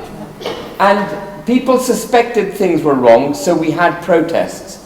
And through those protests, as I've already mentioned, 70-odd British people are now languishing in jail, one of whom, I'm going to mention him, Peter Lynch, a 61-year-old grandfather who had stuff of a conspiracy nature on his placard, and he said a few things to the police. He was incarcerated for 2 years and 8 months. He hanged himself after 2 months because he shouldn't have been in prison, and he couldn't take it. You haven't heard a single British politician talk about him. Not a single British politician talk about him. Yeah, but you say, Kate, diversity is our strength, isn't it? No, but it isn't. The way we're practicing diversity of thought is our strength. Yeah, but they mean homogeny of thought is what they want. So what we've got, absolutely, sorry, you stole my words, brilliant, David. We've got homogeny of thought, division of culture. What we should have is diversity of thought and homogeneous culture. And what was so great about the British Empire, let's just speak proudly for a second. What was so great about the British Empire? We were prepared to discuss, debate, and take on new ideas. That's how we became the greatest country in the world. And we've shut that all down in the pursuit of this ideology. And so we should be brave about talking about Islam. We should be brave about talking about the different sects in Islam. We should be brave about talking about Hinduism and all the other ethnic minorities that exist in this country. And we should abolish this protected blanket. And even Martin Luther, I mean, for goodness sake, Martin Luther King said, it's not about your skin, it's not about the colour of your skin, it's about the content of your character. How far have we come from Martin Luther King? Anyway, I've talked enough. No, I mean, what diversity should have been is about getting rid of unnecessary barriers to groups of people to progress. But what we have actually done is put other barriers up for other people, so you don't do ethnic minorities any favours by putting the barricades up so that white people can't get through. But I remember, I mean, if people that pretend that they're interested in diversity really were, and that they harp on about so many things, they would be really, really annoyed and never stop talking about the fact about unemployment rates amongst autistic people. But nobody really cares about that. And I remember having a bit of a ding-dong on social media with something about justifying all women shortlists for MPs, which, I mean, I wouldn't vote for somebody that agreed to do that. But I said, right, so you decided that you need to have more women MPs, that there are not enough women MPs. What statistics are you working on about the representation of autistic people in Westminster? So that you can know that they, and she just, we've got lots of policy. No, but how have you decided that it's okay for you to not let an autistic man, go for that seat and more blether? But now, of course, all he would have to do is buy a frock, put an unconvincing wig on and apply his lipstick very badly, and he's in there. But if they really cared about that, and it's a little bit back about this woke and not woke, because one of the best examples that I recently about what is woke is those trans pride zebra crossings, which mean that people who need dogs are confused by it. But that doesn't matter, because woke is not about actually helping disadvantaged people. It is about virtue signalling. And one of the best responses I saw to that was a gay guy on Twitter going, oh goody, I can cross the road now. I couldn't cross the road before they did this, And that's actually one of the positive things that I can see is people within a lot of these groups, protected characteristics, are saying, stop that, don't treat us like that. Lots and lots of ethnic minorities are actually saying, no, I'm actually patriotic. Don't speak for me, and don't make me have to be grateful to you to patronise me. And the thing too about immigrants, if you've got immigrants that have come here legally and have contributed, why are they not allowed to come to the same conclusions that other people come to about the danger of uncontrolled immigration puts to their lives? If they've settled here and they're contributing and they've got a stake in our future, why are they not allowed to be concerned about illegal immigration or uncontrolled legal immigration? And it's that different, the sort of negative racism that is actually how diversity has, is in it. What it should have been, as I say, is about getting rid of barriers to different people for them to progress. But what it has actually done is created barriers for the majority to progress, and that does nobody any favours. No, you're right about that. I mean, well, one of the other things that strikes me is that here in the UK we have different ethnicities, some of whom do integrate very well. I'm thinking of Hindu community, obviously Jewish community, long-standing here, and they've integrated well. But I think from speaking to people in those communities that they're fearful of where we are going as a country, because it's like other ethnicities and groups seem to be given, certainly by this current administration, a favoured status, which puts the fear in them, I think it's fair to say. I think the other thing that needs to be mentioned is that the specific form of Islam, and there are many different forms of Islam, the specific form of Islam that is practiced in the United Kingdom is what I would call a fundamentalist form of Islam, a Wahhabi Islam, if you know what I mean, from a 17th century purist. And it has no see, one of the problems that Islam has, are we going to talk about Islam? Yeah, we happily talk about Islam. One of the problems Islam has is that one of the challenges for Islam, a fundamental challenge, is that the Quran is the word of God dictated by Gabriel to the Prophet Muhammad. And if, of course, you believe that the holy book is the word of God, then by definition it's perfect. And if it's perfect, it is not open to challenge, it is not open to debate, and it therefore isn't open to evolution. Now, a lot of Muslims want to evolve with time. They did evolve, and then in the 17th century this guy, Wahhabi, someone or the other, he wasn't in agreement with his brother, by the way, who was opposed to it, but he wanted to reassert the truth of Islam, the fundamental nature of Islam. And his form of Islam has slowly taken a grip across the Middle East, and particularly in the United Kingdom. And I'll just give you an example. I was born in Karachi in 1965 with the tailwinds of the British Empire, and I can tell you, it was a fantastic place to live. For all those people who want to kick the British Empire in the shins and say it was bloody awful, I can tell you as a child in the post-imperial winds of the British Empire, it was fantastic. Broad open avenues, irrigation that worked, drainage that worked, electricity that worked, fantastic schools, great buildings, all built and left by the British. We need it here now. What? Yeah. And one of the things that was one of the... I was born in Karachi in 1964. So I was born in 1965, so you will remember exactly the same. Yeah, so you'll remember the wide open, lovely avenues and the beautifully painted trees. We paint our trees because they were painted white up to a certain level, then with a red band. I mean, this was immaculate imperialism. When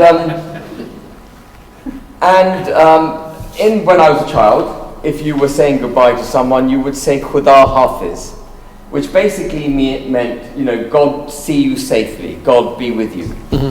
And now in Pakistan, you can't say Khuda Hafiz, because Khuda could be any God. He could be a Muslim God, he could be Allah, he could be a Christian God, he could be a Hindu God.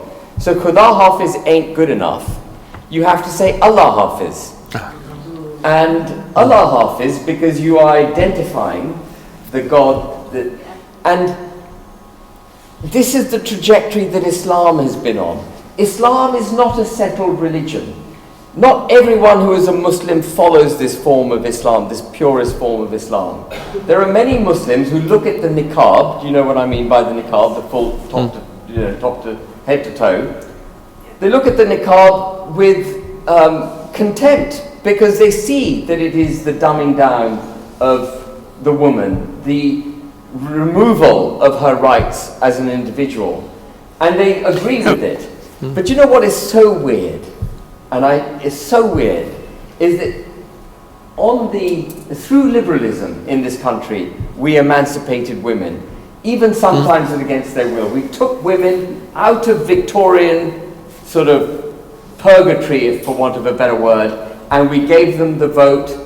We liberated them, we made sure that they had the right to work, we made sure there wasn't a gender wage gap, and so on and so forth. And it is that same liberalism now which is cited to say these women in the niqab have the right to wear a niqab. And the niqab is the outer expression of the inner repression of these women. And yet it is our liberal stupidity that is equating that to allowing them to practice their rights. Kate, would you like to see the niqab banned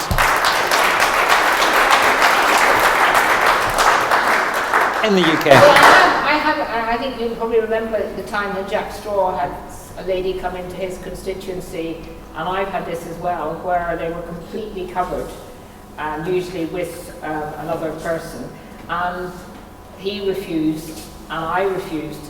I just said something like, "I'm sorry, I can't see you. Would you mind taking off your facial thing?"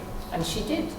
You know, so I think if people, I think just banning it like this would just create. I'm not sure that it would be. It's more likely to make people then rebel against that, and we would have real problems. I think what we should do is challenge it. I don't think anyone should be allowed to be covered up in any situation where they're dealing with a public authority.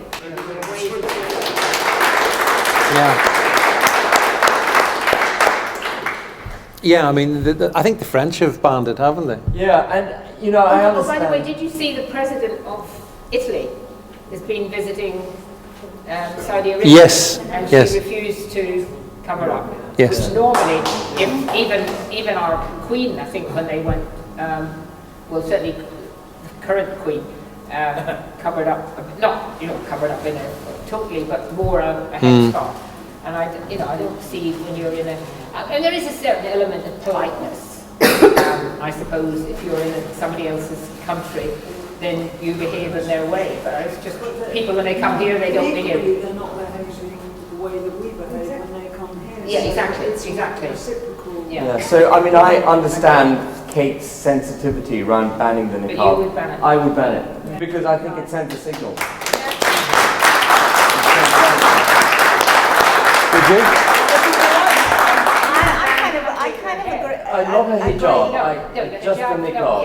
Yeah. So the niqab. Yes, I think I might be persuaded. Have we a consensus? Yeah, I mean, well, it's a kind of, I don't like it because there is the kind of thing about freedom, but then I think there is a security implication and a security threat, Yeah. and I think so that I would be a reluctant. Yeah, I would come on board maybe, but I would be kind of reluctant. Yes, I mean, I'm always very much against banning things. Yeah, I know. And as a principle. But it is. But I tell you what, I do get annoyed when I go through an airport, which I do regularly, and although they're getting better now with the new machines, you know, and there's someone in front of me wearing very long Muslim robes or whatever, and they don't, and I have to take everything off their low cut thing and say, well, why do I have to take? No, you must take your, you know, your cardigan off, and yet there's somebody in front of me going right through without having to take things off. And I asked one day at London City Airport and was told, well, you know, that's their religion. So I said, oh, well, can I say it's my religion too, and just walk, you know. It's not their fault, they're just following orders. Sorry? Like a shoot. Yeah. What did you say? I can't hear. Sorry, can't hear. The girl who got murdered by the Sarah, stepmother. the hijab. Oh yeah. They covered her up to hide the bruises. Yes. Sarah Sharif. There was a guy that went through as a terrorist and he dressed up as his sister. One who got through some years ago. There is a certain irony, especially at airports, funnily enough, when you see people in Muslim attire actually on security. Like, it is, where have we gone wrong in this one here, you know? Is it just because fundamentally it is about time that Britain started to assert itself and stopped apologising and stop being so cowardly? That's the point. And President Trump did this on his first day. He banned DEI. Ban DEI and this will go away. Ban mass immigration, get rid of illegal migrants, eliminate DEI, and the problem's gone. It's actually quite straightforward.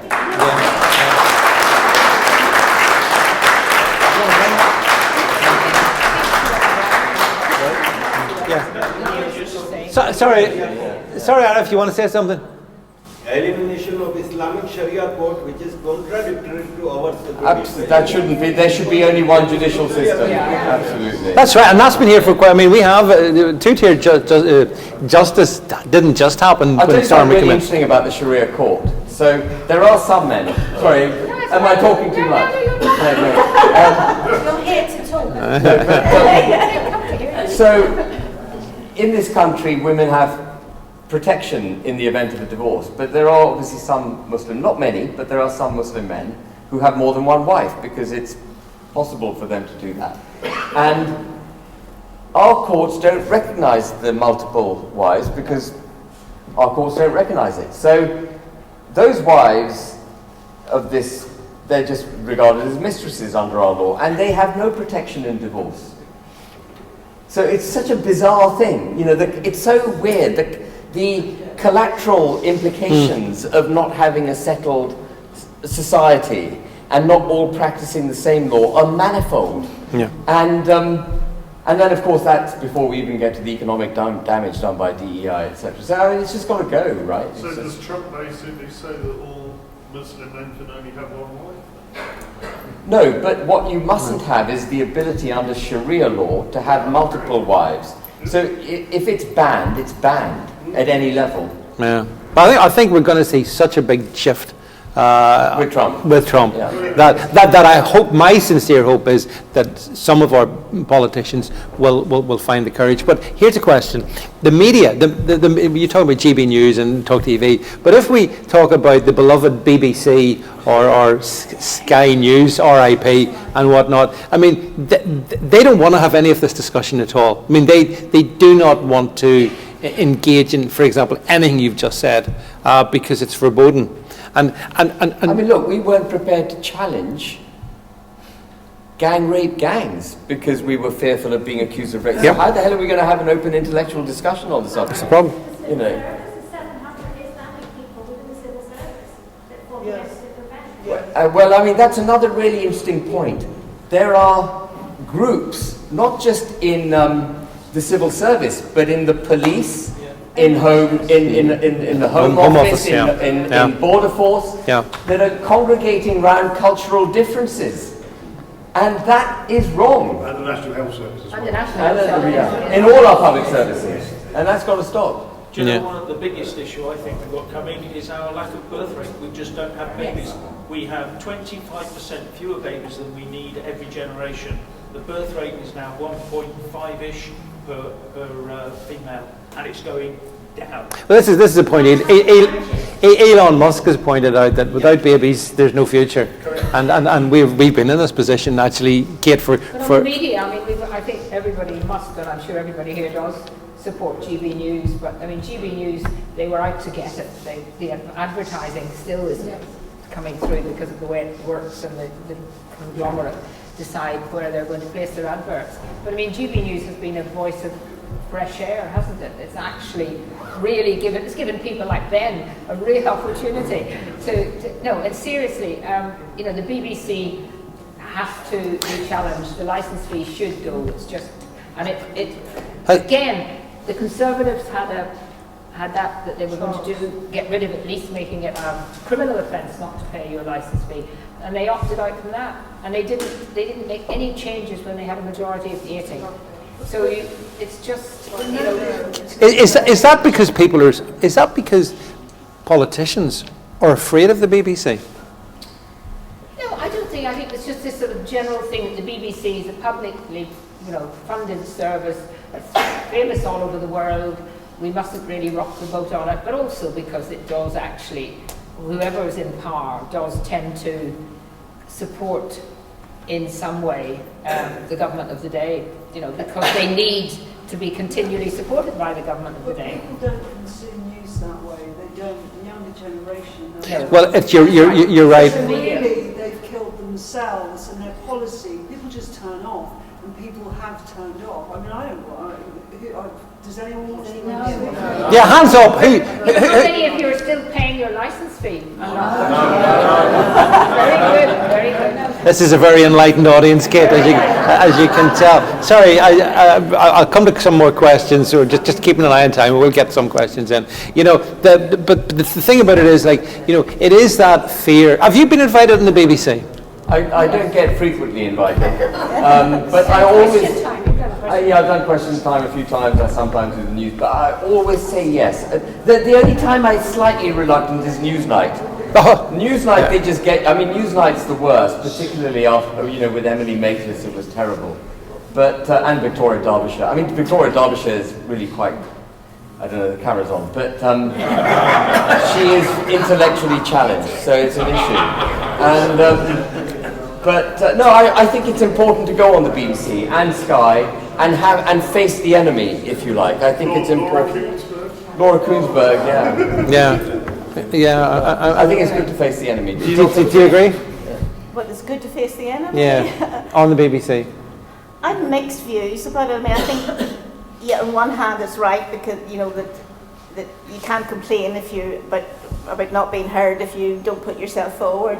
On the other hand, it's just, it can be so tricky, you know, the way that they do that. But I think probably on balance you are right to take any opportunity you can, because you're well up for them, Ben. But the other thing is, as media changes and the media mix changes, as the new media comes along in all kinds of formats, the relevance of the mainstream media diminishes. Can I just give you an example of that? It's a brilliant thing. So there's a guy called Mihao. We're in the Polish Centre. Mihao, his surname is beyond me, but it was a lot of consonants starting with K and ending in I. And so I've got business in Poland, and I was on the GB News equivalent in Poland about a month ago, something called TV Republica, and I talked about the need for getting out of the EU, blah, blah, blah, blah. And I got a text on Messenger from a Polish lady, Anna, this chap's mother, saying this guy's being held in a British jail, and they won't release him on bail. And he's been held since September without being released. So it's another political prisoner, because he's a Polish politician. And his extradition trial isn't until July. So he would have been in jail from September until July without even having had a hearing. And she said, is there anything you can do about it? So I did a tweet, just one tweet, setting out his circumstances, and I added Elon Musk at the bottom. And and Elon Musk just did one word response. He said yes. Yeah, sure he does. Yeah. And it caused a furore in Poland, and the guy was released on bail yesterday.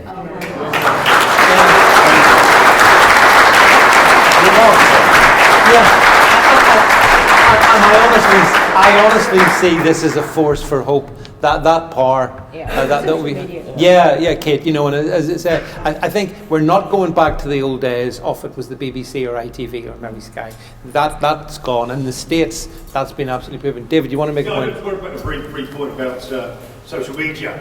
I'm Dave Anderson 20 on Twitter X.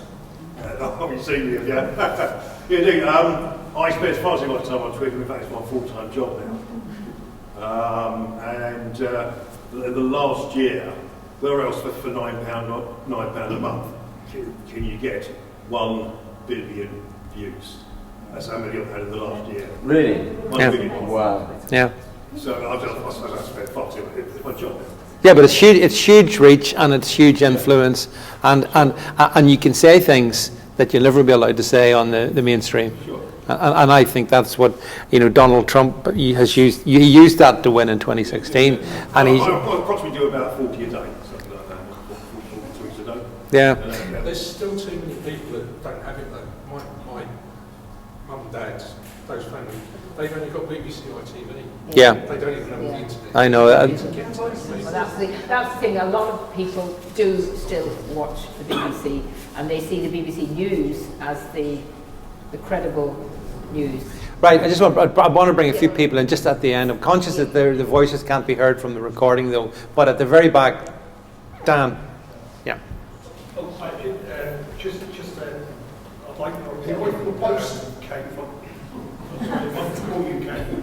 It's with regards to who actually runs the country, because I know firsthand it isn't the elected officials, whether it's Labour, whether it's Conservative. This is just your point with regards to the Conservatives didn't do anything with the BBC licence. They don't run this country. The elected officials do not run this country. It's the civil service that run this country. They are any other ideology. Yeah, and I think you're right. If I could just one more extension to that. Dominic Cummings recently gave a speech on how the civil service works, and he explained what it would be like in cabinet meetings. He was 100% correct. The elected officials, it's panto politics. Everything is pre-scripted, everything is set out, all of the minutes, everything. So, yeah, that's just my point. Sorry, Kate. No, I was going to say, one of the things that the civil servants now are really missing is the European Union, because they were on hotlines to Brussels, and whenever, they didn't have to make decisions, they had a great, but you're absolutely right. I mean, I certainly knew when I was a minister that your permanent secretary particularly had huge influence, and if they didn't want something delivered that you wanted delivered, they didn't just come and say, no, you're not doing that. They would find a way of slowing it down, of moving it on, and that still happens. And even the most powerful. I mean, we saw. I mean, the reality is, I know we probably have different views about Boris, but I mean, the reality was Boris was brought down by people within his own. It's not just in terms of politicians, but civil service at Whitehall who didn't want him, who wanted him out.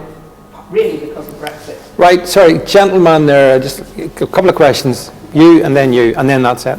Yeah.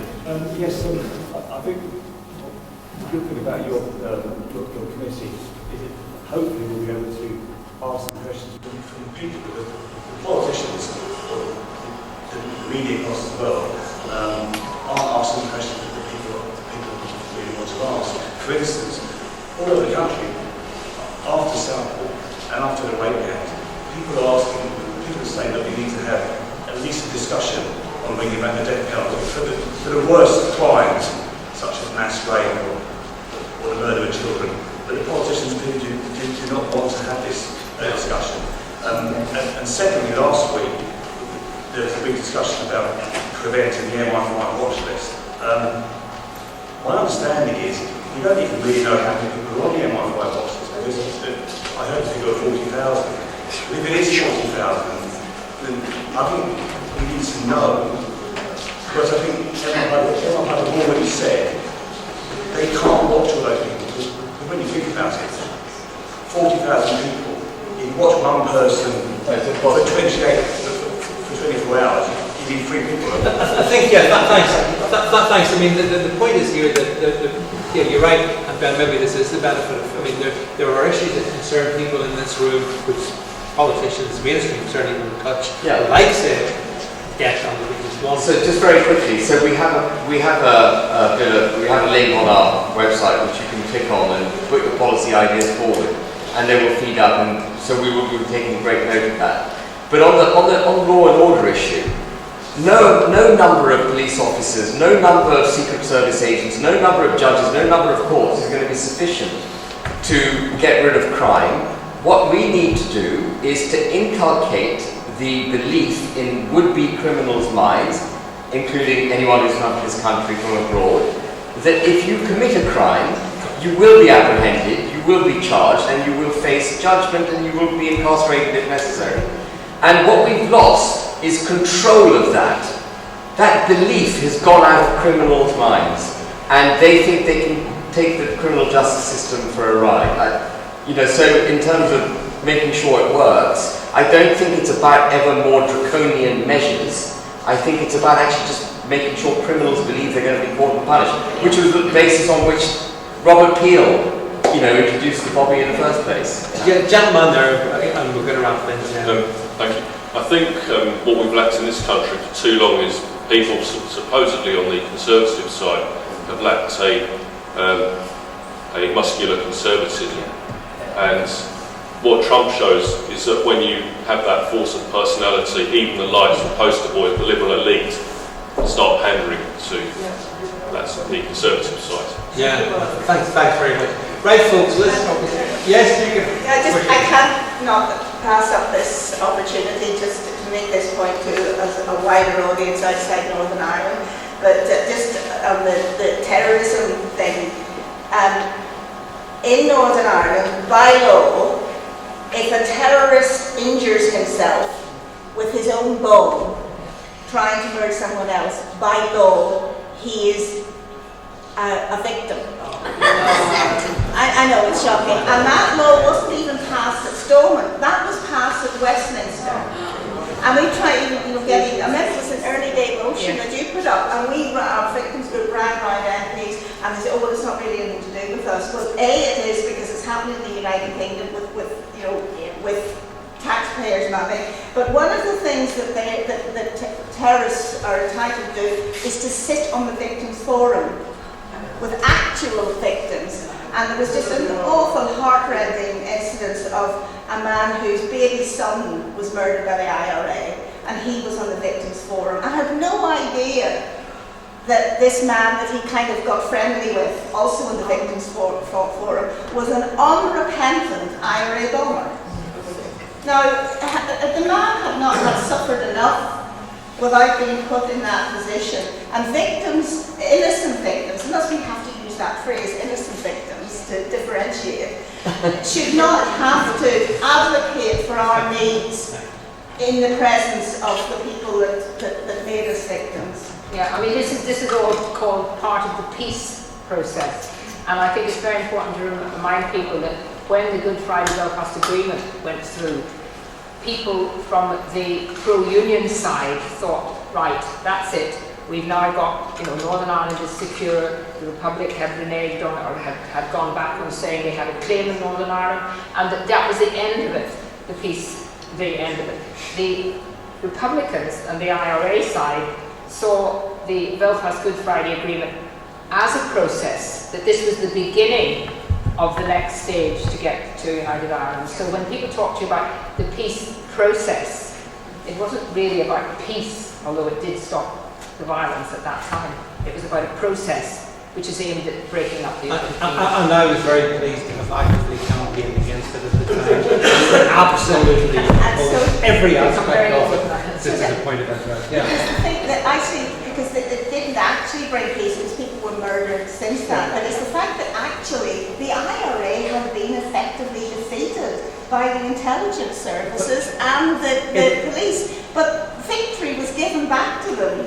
But it's actually, I remember this thing, it was an appeasement process, and it is a fundamental issue we have as a United Kingdom. Unfortunately, our establishment is too keen to appease, and all appeasement brings. It's not a new problem.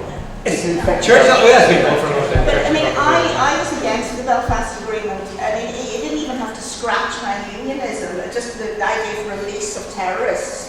And even the idea that could be put on the ballot paper, that you could actually vote to release terrorists from prison. I think that, even if the vote had gone no, the fact that we put on the ballot paper, it made the world a more dangerous place. But you do not decide justice by public vote. I mean, if it was to be a public vote on putting Tony Blair in stocks. Oh yeah.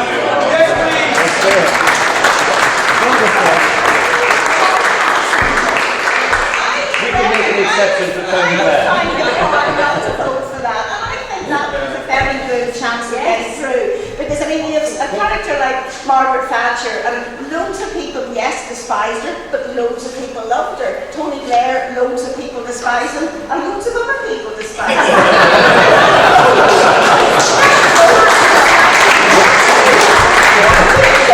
We don't decide justice by the public vote. I think on the image of Tony Blair in the stocks, it's probably a good note to actually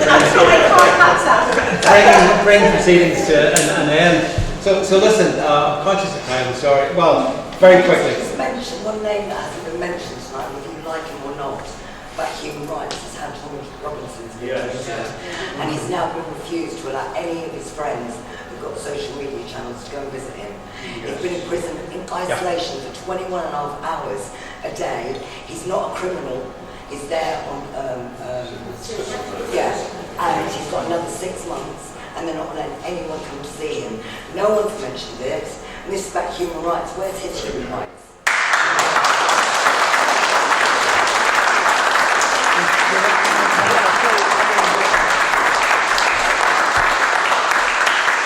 When I talk about a two-tier justice system, criminal justice system being used against our people on our side of the debate, and I talked about the 70 people, obviously I had Tommy Robinson also in mind.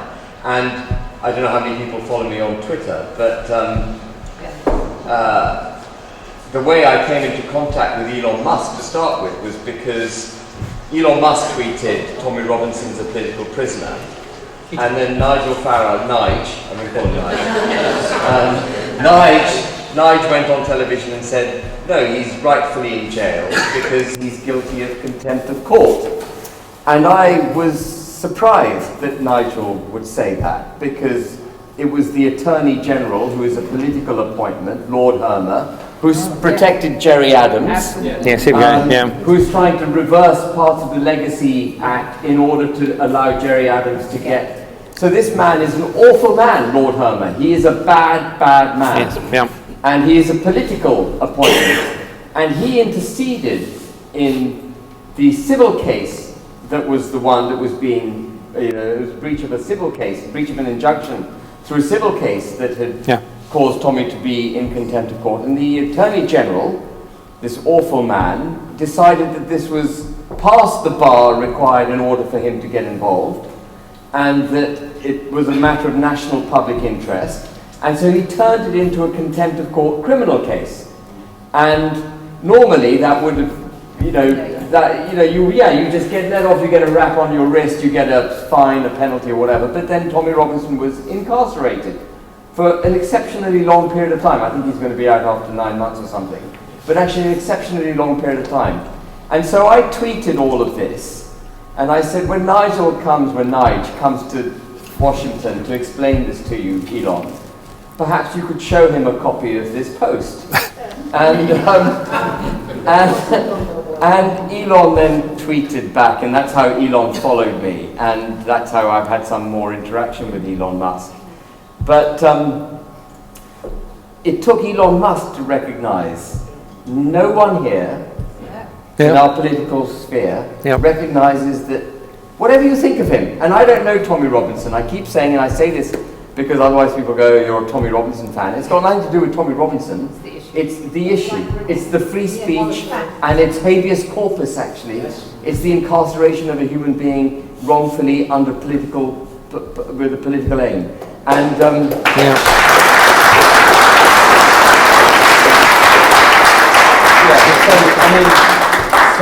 so that's it. But sadly, Elon didn't meet Nige, so Nige wasn't able to explain to him. Yeah, that was a tragedy. That was So look, as always is the case. I mean, you could talk all night, but we're at the time where we have to eventually wrap things up. So listen, all that really remains for me to say is thank you to Aileen, to Kate, to Ben. I hope you've enjoyed them. A big round of applause, please, for the panel.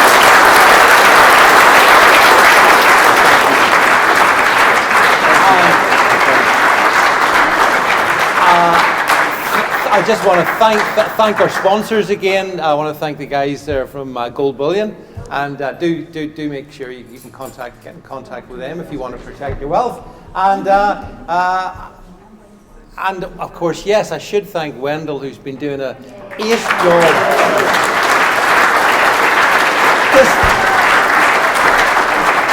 Just to say, this event will be going. There will be recordings of that, which will be posted extensively across social media in the next 24 hours. Maybe you send it to Elon Musk, Ben. That would be good. And I hope to welcome you back in the not too distant future for another such event. But thank you all very much for being here. Good night.